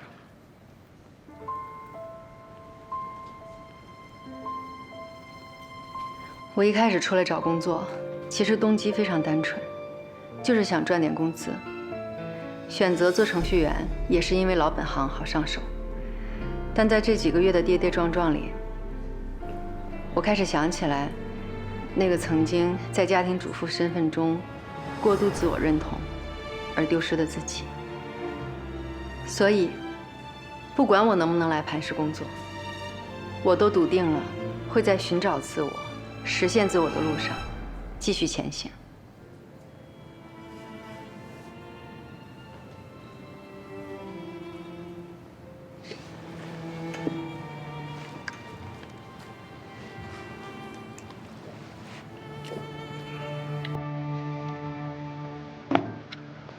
恭喜你，加入磐石研究室。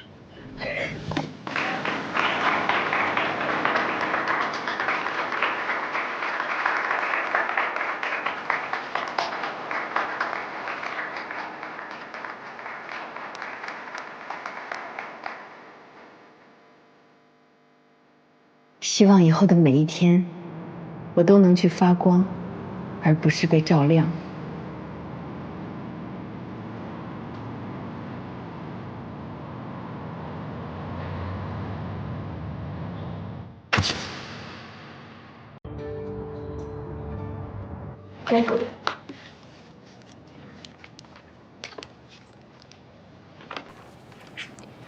你签完字，我就是你正式的离婚代理律师了。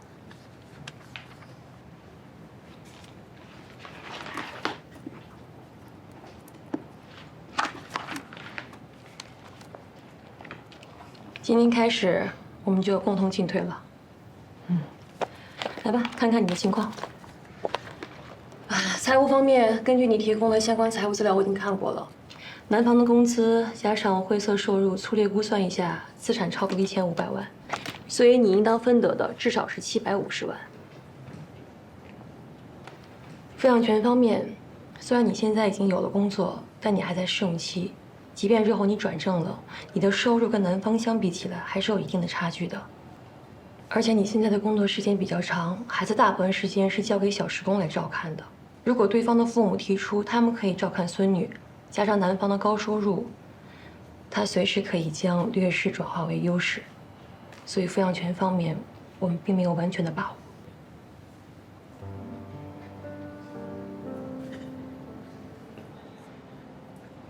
苏律师，有一段时间我非常害怕离婚，我也不知道为什么。现在想想，我应该是非常害怕失去小苹果。小苹果是我女儿，特别可爱。这几个月，我一直非常努力，无非就是为了想把孩子留在身边。所以，请你一定要帮帮我，拜托了。这个你放心，我会尽力的。之前你给我提供了一些证据，可是你知道，在法律上，证据的认定是非常复杂的，有时候我们认为的铁证也会出现这样或者那样的瑕疵。所以现在我建议你应该抓紧时间去搜集更多的相关证据。如果能够证明男方是婚姻中的过错方，就可以在财产分割上占有主动权，抚养权上也会逐渐增加考虑的因素，让法官优先选择你。总之，协议离婚比的就是双方手中谁有更多可以让对方让步的筹码。如果到了诉讼离婚这一步，看的就是你手上有多少证据了。好，我知道。谁呀？我。你坐我车干嘛？你不是开顺风车吗？我刚好下班，顺便给你增加一点营业收入。怎么着，不欢迎你的乘客啊？你别折磨我了，行不行啊？你怎么知道我跟你顺路呢？你再说你干嘛不让你秘书跟你约一辆车呀？司机和秘书我早就让他们下班了，我前面打车要排100多号呢，而且我没有做好要在公司通宵的准备。我11点之后啊，加价3倍，然后路上还要接人，能接受吧？哦，还要拼车呀？嗯，那我只能付你1.5倍的车费。赶紧走吧，师傅，别耽误时间了，行吗？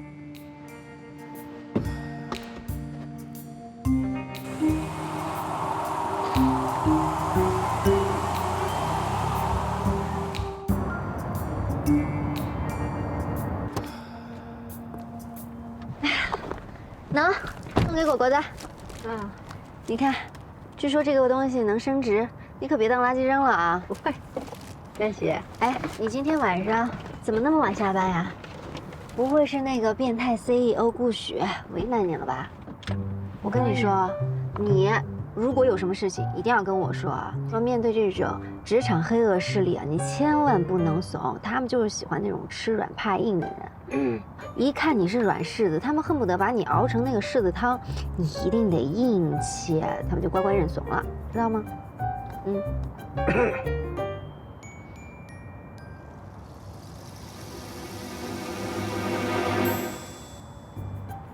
介绍一下，顾许、江喜。啊，我们之前在丰州见过。你俩聊。那个，顾总，上次真是谢谢您啊。如果背后是人画画就是你表达感谢的方式的话，那就大可不必了。我没有，我刚才就是讲了一个冷笑话。顾总，你怎么一点幽默细胞都没有呀？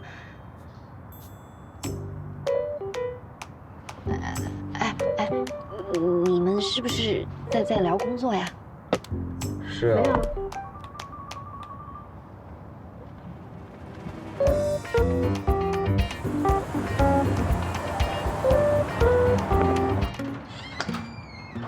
请进吧，随便坐。哇，天哪！喝什么？都行。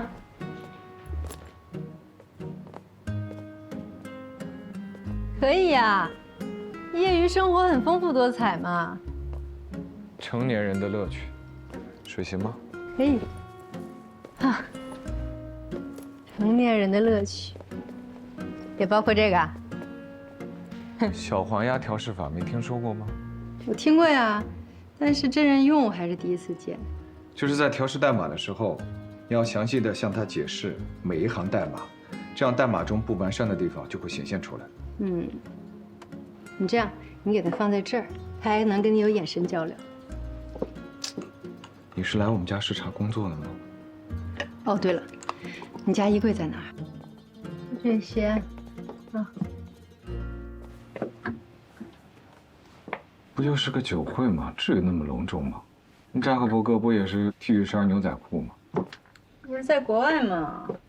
你在国内，什么场合配什么衣服，这是最基本的礼仪。你现在这身，跟方舟酒会的规格完全不搭。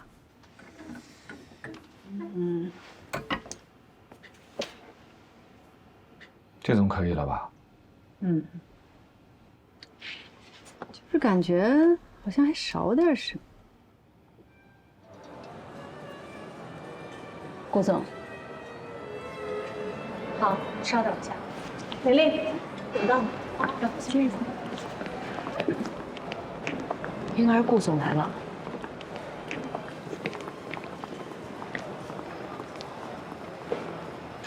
相信再见。谢谢。这些啊，不知道啊，他为什么来？什么情况？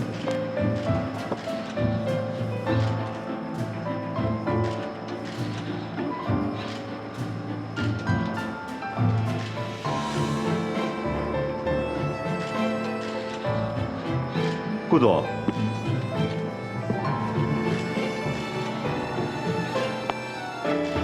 怎么才来啊？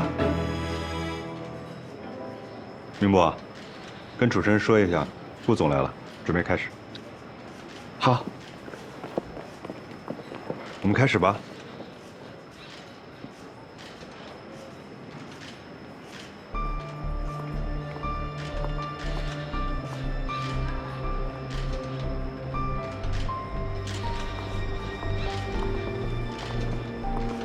顾总、魏总，为了庆祝方舟和磐石的合作，请两位一起合个影吧。好啊。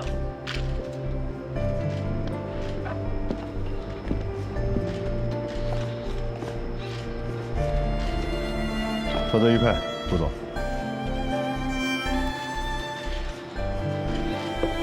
哎，江喜一起来了。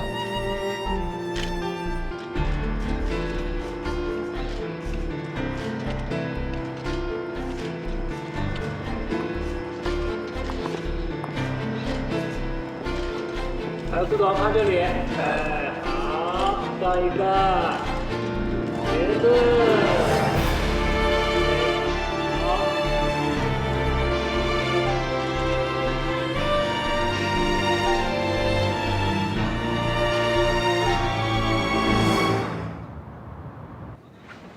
芬姐，今天的新闻我看了啊，你穿着这件礼服简直跟电影明星一模一样。芬姐的这件2手高定礼服没给你丢脸吧？这件衣服相当给力。哎，你来啦！来喝咖啡。哎呀，还有咖啡喝。你们先聊着，我把衣服挂起来啊。芬姐，谢谢了。哎，怎么样？第一次上头版头条，感觉如何？你快别笑了，跟你说个正事儿啊。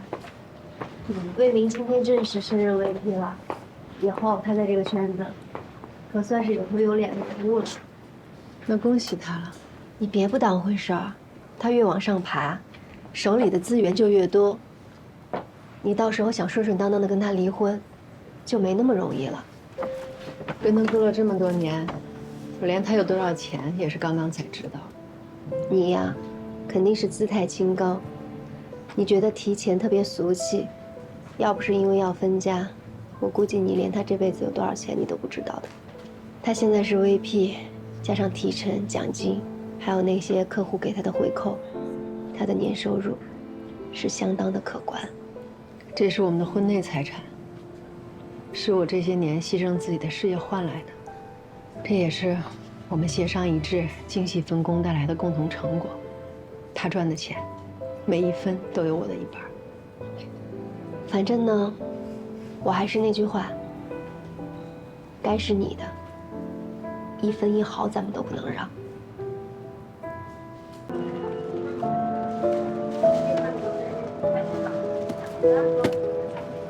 一共985，女士。好。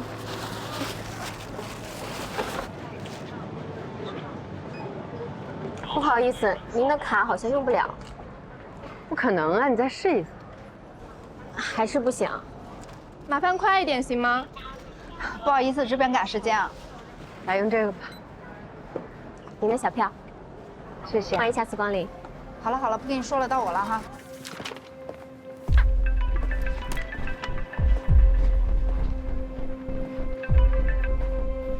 说。我卡怎么锁了？信用卡额度刷爆了，我就把卡锁了。刷爆了？这张卡的额度有10万块钱，怎么可能刷爆呢？而且你把卡锁了，咱们一家老小的生活开支怎么办？我这也不是没有办法了吗？你最近手头紧，我总得还还吧。你不是工作赚钱了吗？这段时间你先垫上。不说了，我开会了。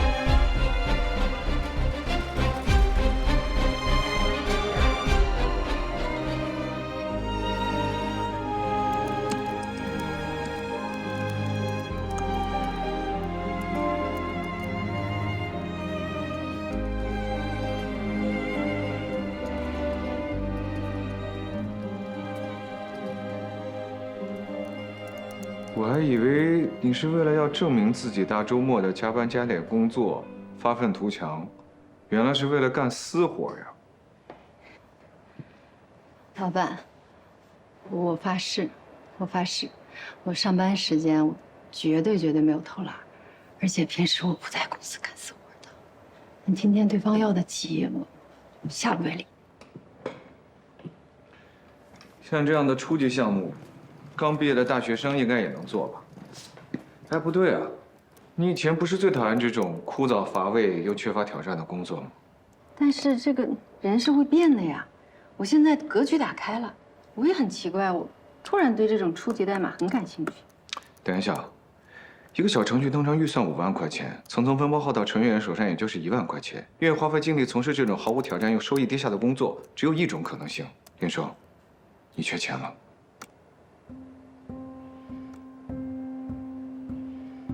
顾总，我缺不缺钱呢？好像不在你这个 CEO 的管辖范围之内吧。另外，看破不说破是成年人的基本礼仪，我希望你可以好好学一学。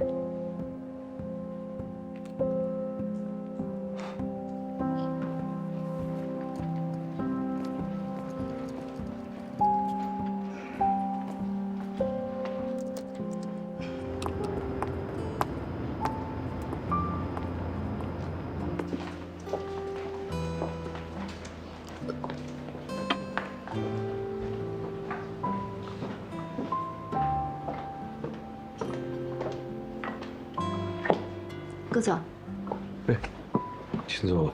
谢谢。一杯玛格丽塔，谢谢。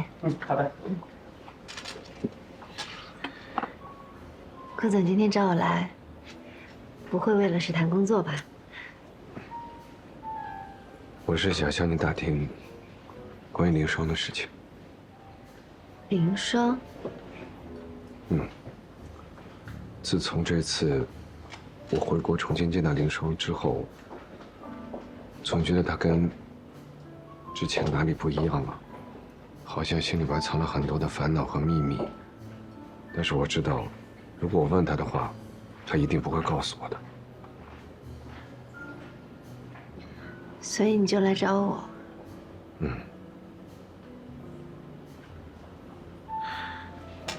顾总，您问的这些事情都是林双姐的私事。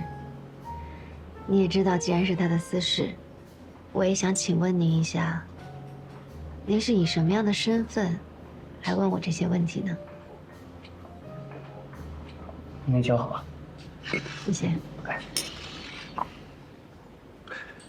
林双的朋友，一个一直关心他，永远会无条件帮助他的朋友。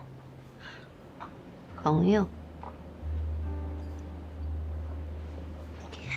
原来只是朋友而已啊！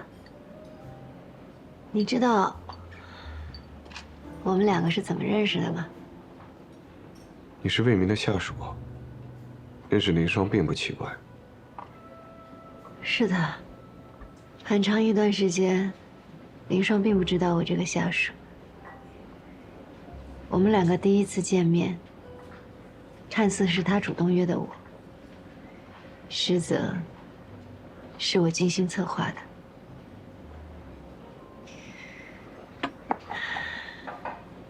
我和魏明在一起过。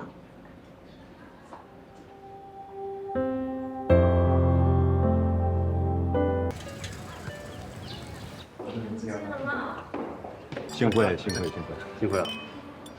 哎呦，怎么这么热闹？吴教授您来了！哎，哎呦，吴教授，好久不见，好久不见。吴总，哎，幸会。来了也不说一声，去门口迎接你们。哎，我们又不是没手没脚的，干嘛要你出去迎接呢？是。穆总可是我们机科学院当之无愧的毕业生代表啊！这在国外创业成功，又成了磐石的 CEO。我听说顾总在学校的时候啊，就非常优秀，一直是系里的精神。这消息不太准确。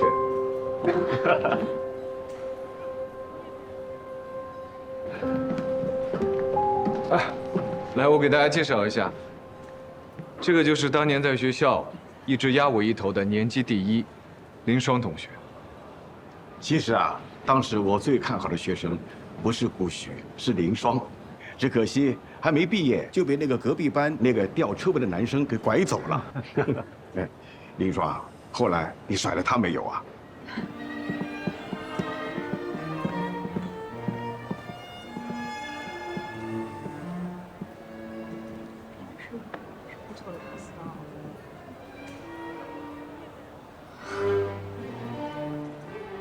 你怎么来了？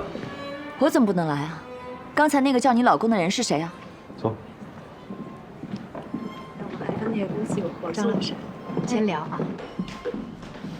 哎，魏总，这是嫂子吧？学院的第一才女，哎，你俩太般配了。我有点急事，回头说。哎，走。魏明。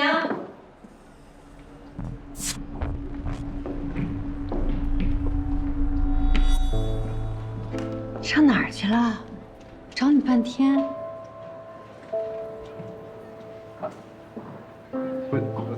不好意思啊，你们聊，你们聊。你来，正，给你介绍一下，我们方舟的新员工黄佳怡。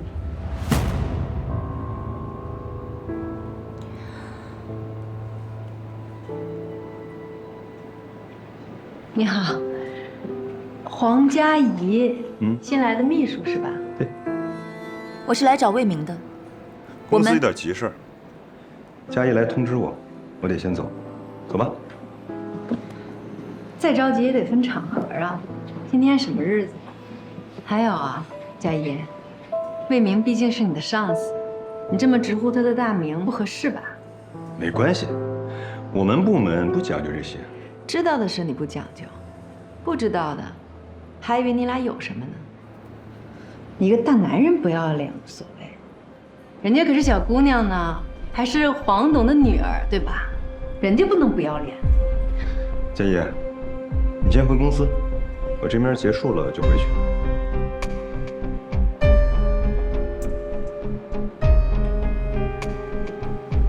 听话。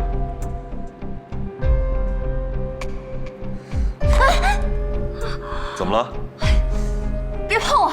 别逞能了，我送你去医院。魏明儿，你这是要走啊？老师同学都在呢，马上开始了，不合适吧？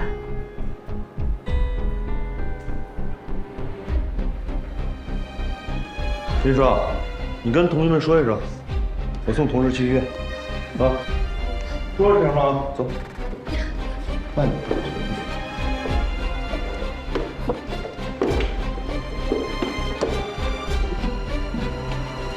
什么情况啊？来，你跟我来。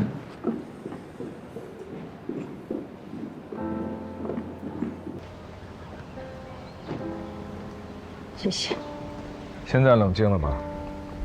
没事儿。你知道，在婚姻关系中最荒谬的是什么？就是做错事情的明明是出轨的那一方，但是被出轨的那一方却被贴上失败者的标签，被迫接受他人的同情。我不会说什么别人的话不重要之类的话，我只是想告诉你，我所认识的林双，不需要将自己和任何男人绑定，也不需要林双之外的任何身份，因为他已经足够耀眼。如果不喜欢被同情的话，那么就请振作起来，让大家见识见识，身为强者的林双是什么样子。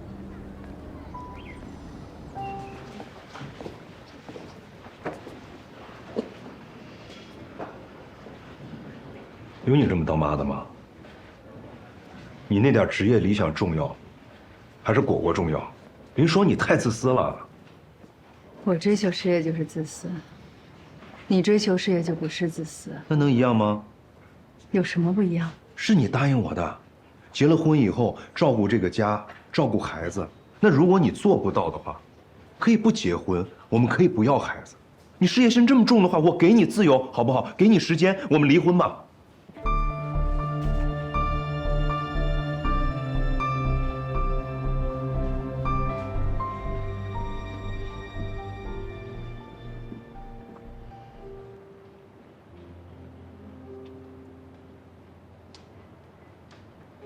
目前，我当事人魏先生和林女士名下属于你们夫妻的共同财产是200万。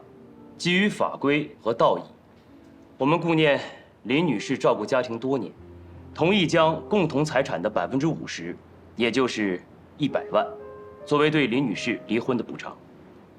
为了给孩子提供更好的教育资源，孩子的抚养权也理应由我的当事人所有。您可以尽早的在离婚协议书上签字，也可以尽快的拿到补偿的费用。不应该吧？据我所知，魏先生8年前入职方舟，事业一帆风顺，3年前更荣升产品部总监，拿着P10的薪水，最近又当了 VP。这么多年下来，200万，有点说不过去吧？魏先生上有老下有小，还有一位全职太太，他是这个家唯一的劳动力，他一个人养活了一大家子人。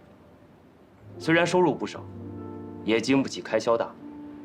如果你们对魏先生的存款有疑义，不嫌麻烦，可以亲自去调查取证。好，那我们再算一算。只有一些文件，这一份是最近1年来魏先生大额频繁取现的银行流水，这一份是你以给老人买房为名转给你母亲张金凤的转账记录。这一份是以你父亲魏国强的名义在4S店的消费记录，以及交通违章记录，跟方舟国际大厦地下停车场的记录。这些证据都可以证明这辆车实际使用人是你本人。哦，这还有一份，是您在海外购置房产的转账记录以及房屋详情。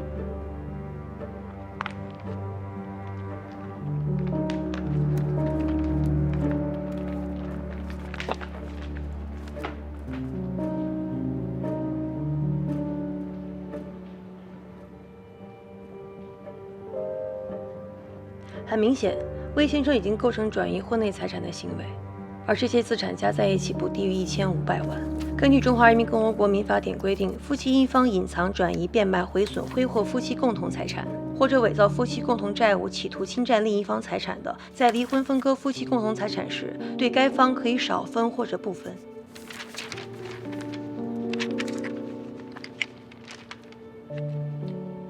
林双，你是什么时候变得心机这么重啊？你不觉得这话特别可笑吗？你算计我就可以，我维护自己利益就成心机重了。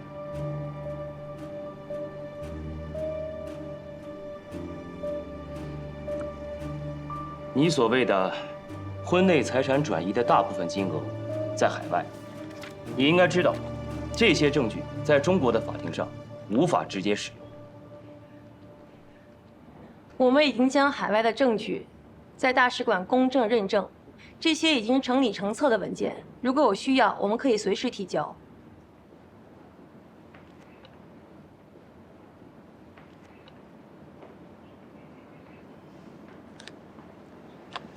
林女士、C 女士，是否造成婚内资产转移，要看法院的认定。一旦上了法庭，离婚诉讼旷日持久，这对我们双方的当事人都不是件好事。没关系，我们有的是时间，乐意奉陪。而且据我所知，魏先生还一直属于长期婚内出轨的状态，这应该是造成婚姻破裂的过错方吧。我这有一张照片，魏先生，这是您吧？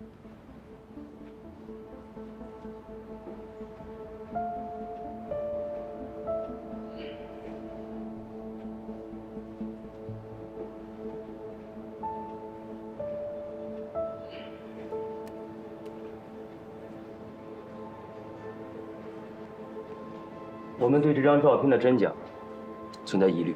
这张照片明显是错位，你们这是在污蔑。就这张照片到了法庭上，不可能成为证据。能不能成为证据，上了法庭就知道了。你要是心里没鬼的话，大可以试试。我当事人的诉求很简单，分到全部财产的60%，也就是900万，以及小苹果的抚养权归我李女士所有。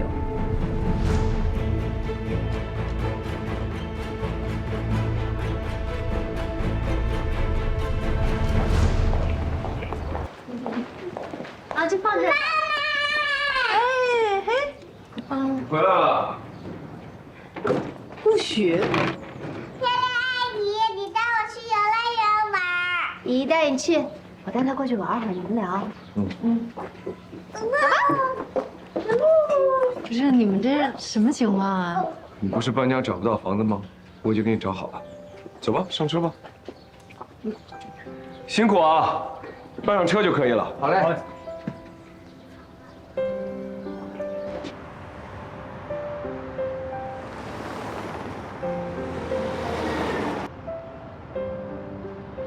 这个老洋房是我回国以后买来投资用的，所以一直空置着。这边有个200多平的花园，啊，花里有个秋千，孩子可以玩。那边是个车库，这些家具家电啊都已经配好了。你看你还缺什么？告诉我，我再来买给你。哎，这房子的位置是真不错，将来你上班还有小苹果上学都很方便。比江海给你找那个房子好10000倍。我上楼看一下。小心点啊。因祸得福啊。这是厨房。我去看一下。顾雪啊，这个房子实在是太好了，租金肯定不便宜吧？是啊，这不是没中介费吗？再加上你是熟人，知根知底的，那就按照市场价的5折租给你。你要觉得可以，我就让法务出合同。谢谢。行，大事已定。来，我们找一个餐厅，大家一起庆祝一下，怎么样？你们俩庆祝吧，我公司还有点事儿，我得先走啊，我走了。顾总慢走啊。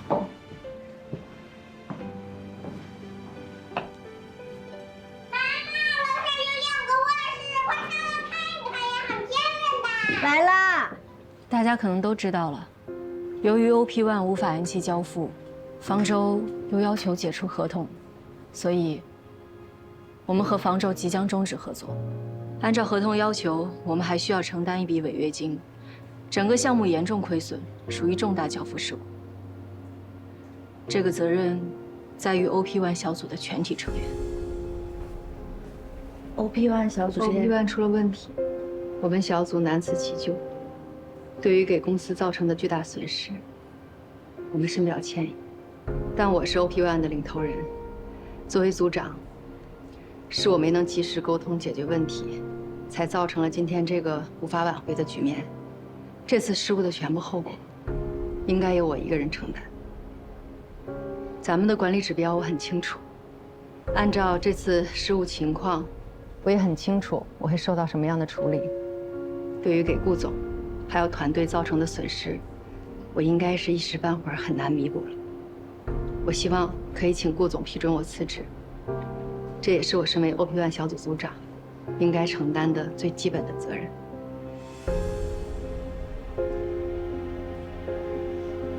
你和爱情汇总一下材料，董事会那边需要一个交代，其他的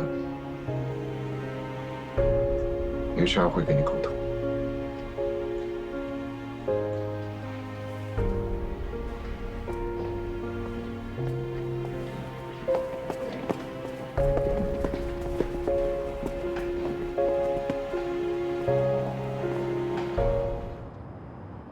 接下来，你在工作上有什么打算？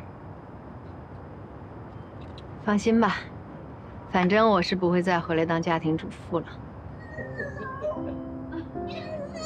差点没摔倒。其实，在开发 OP1 的过程当中，我确实发现了很多需要优化的空间，只是迫于项目进度没办法停下来重新构思。算法这个东西啊，没有最好，只有更好。我现在终于可以有时间好好考虑一下新算法的时空平衡问题了。不过我现在就是一个无业游民，好像没什么资格去谈论新算法的开发。不如实际一点，明天我就把简历发到招聘 app 上去。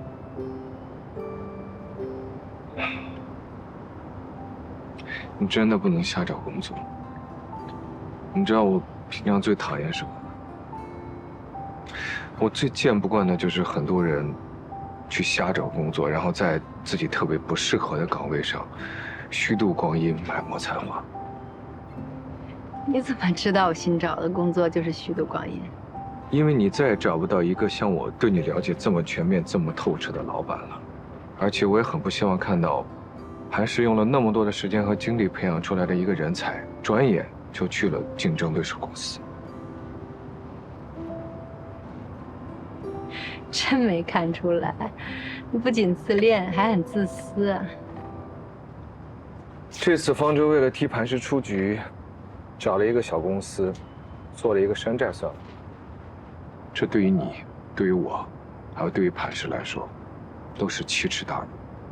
听你的意思，是打算报仇雪恨了？算不上什么报仇雪恨吧，就是给他们一点教训，让他们知道一下，什么是真正的算法思维。方舟此次的合作对象原本是磐石，为什么临时更换呢？只能说很遗憾，我们本来也很期待和磐石的这次合作。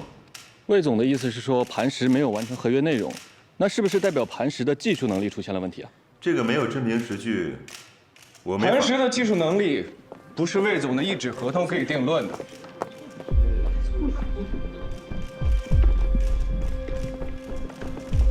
彭总是吧？啊，是。我是代表磐石递交给您一份律师声明的。我们有证据证明，此次贵公司与方舟合作的技术内容侵犯了磐石的版权专利。这是我们公司的王律师，后续他会跟您进一步的交涉。磐石官网已经将相关的资料公开，孰优孰劣，我相信大家自有定论。此次磐石因为客户提供的数据问题，未能如期完成合约内容，我们深表遗憾。而魏总选择了新的合作伙伴，我们也表示理解。在此，祝愿双方合作愉快。谢谢。先生，顾先生，顾先生，顾先生，这次更换合作对象，你有什么想说的吗？顾先生，真的是你们这边技术出现了问题吗？他还是人吗？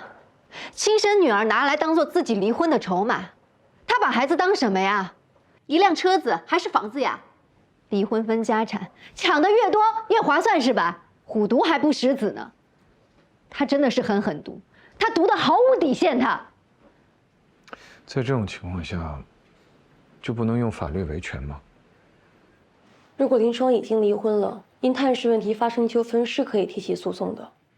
但是目前，两个人的问题上属于婚内矛盾，理论上应该自行沟通解决。但鉴于对方已经采取了非常手段，我建议立刻走诉讼离婚流程。对，我们去法庭。我就不相信了，就没人能治得了他了。要多久？从提起诉讼到要出结果，要多长时间？根据案件的复杂情况，乐观的话，起码还要1年。1年多不行，我等不了那么长时间。我只要果果，别的什么都可以不要了。你清醒，你清醒一点好不好？你现在给他打电话的话，正中他的下怀。你以为他会把抚养权让给你吗？不会，他只会抓住你的软肋，逼你一再的退让。林双，从你决定离婚那一刻起，我就告诉过你，这一定是一场旷日持久的消耗战。我坚持不住了。你快到极限的时候，其实对方和你是一样的。诉讼离婚流程虽然很漫长，当婚姻的全部问题能够全部呈现出来，双方也有更多的谈判机会。别着急，我们肯定还是会有办法的。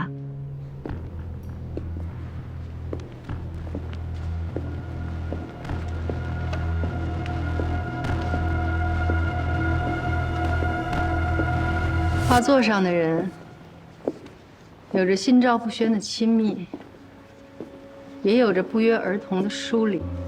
他们乔装打扮之后，坦然相见，就像在座的某些人一样。魏太，魏总还讲你带孩子去培训班了呢。Joyce， 你往旁边坐坐，这个位置还是留给魏太。Joyce， 没关系，这个位子本来也不舒服，他喜欢就让他坐吧。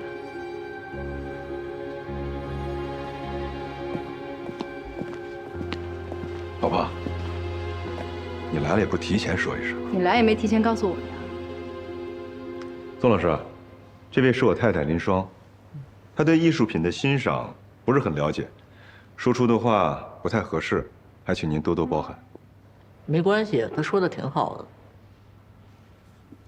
不过我有一点倒是很好奇呀，那些手拿气球的人，他在气球背后到底藏着什么样的嘴脸？有着什么见不得人的秘密啊？我不可能再让我女儿跟你这种不负责任的妈待在一起，包括果果的抚养权，你想都别想。我们离婚吧。老婆，今天在座的这都是头面人物啊，我们说话得注意分寸，我们的行为得体面一点。头面人物，下作起来可不体面。我凭什么体面？画家是用艺术讽刺现实，但我不想这么拐弯抹角的，我就是想把这种丑陋曝光在光天化日之下。老婆，果果要上培训班了。宋老师、薇姐，在座各位，我们先走了啊，不好意思。谁？果果要上学吗？我。果果，魏明，他根本就不让我见孩子，还逼我签什么离婚协议书，他早就出轨了。你冷静一点啊！他出轨的对象就是黄佳怡。说什么呢？我跟佳怡我们上下级关系，这在座各位都知道啊！你不要在这编故事撒谎了，走回吧！我撒不撒谎，你自己心里没数吗？最近一直在一起，你还逼着我离婚，把孩子还我，让孩子还给我！疯了！你毁了我对你有什么好处？魏明，你别太过分了啊！什么情况？哎，没事了。好，谢谢。不好意思啊，薇姐。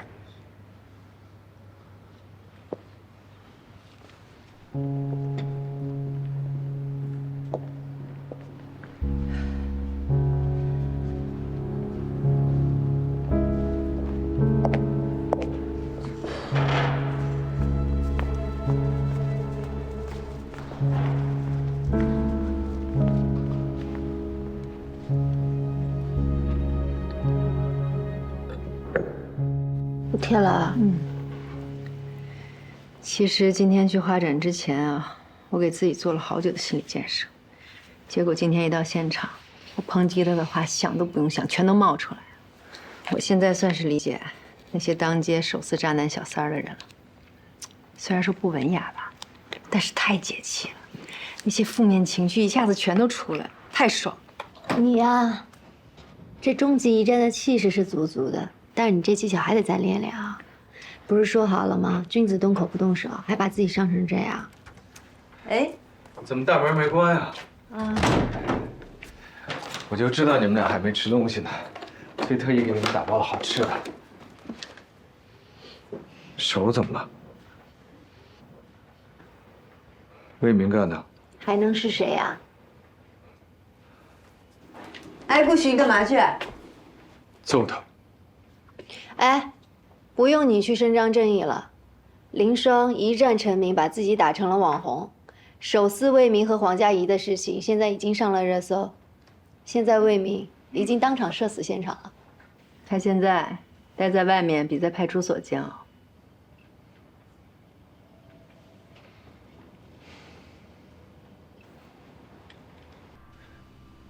P3算法，这个算法执行率确实挺高的，而且也能够最大程度上节省资源。但是，你不会想要一个人单枪匹马就给他做了吧？一个人肯定是不行，但是目前没什么长远的规划，走一步算一步吧。走一步算一步，这可真不是你的风格。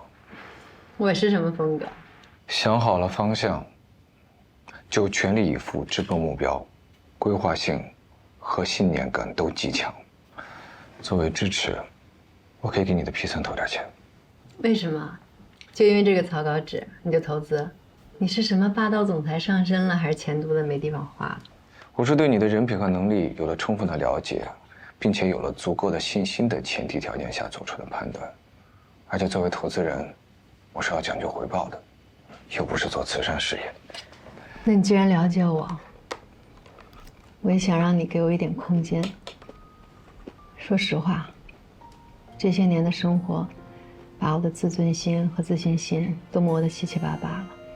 磐石跟 OP1多多少少都有你的友情援助。当然了，我特别感激你。不过现在，我需要一个机会，可以证明我自己。如果你作为我的土豪朋友，只是盲目的砸钱支持的话，那我对自己的能力肯定也会抱有怀疑。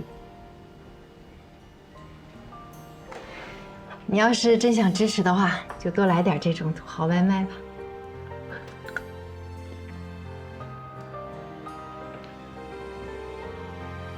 那我就先从投喂你开始吧。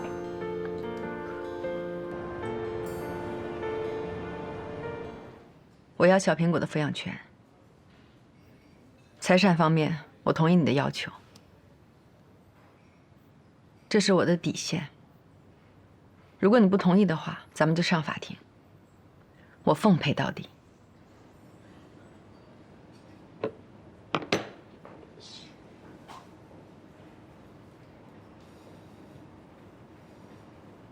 行，就按照你说的办。今天就提交材料，1个月的离婚冷静期之后，咱们民政局见。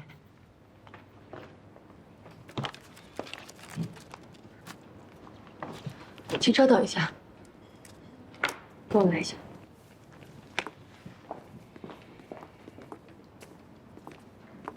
150万，你太便宜他了。他的这些灰色收入不要也罢。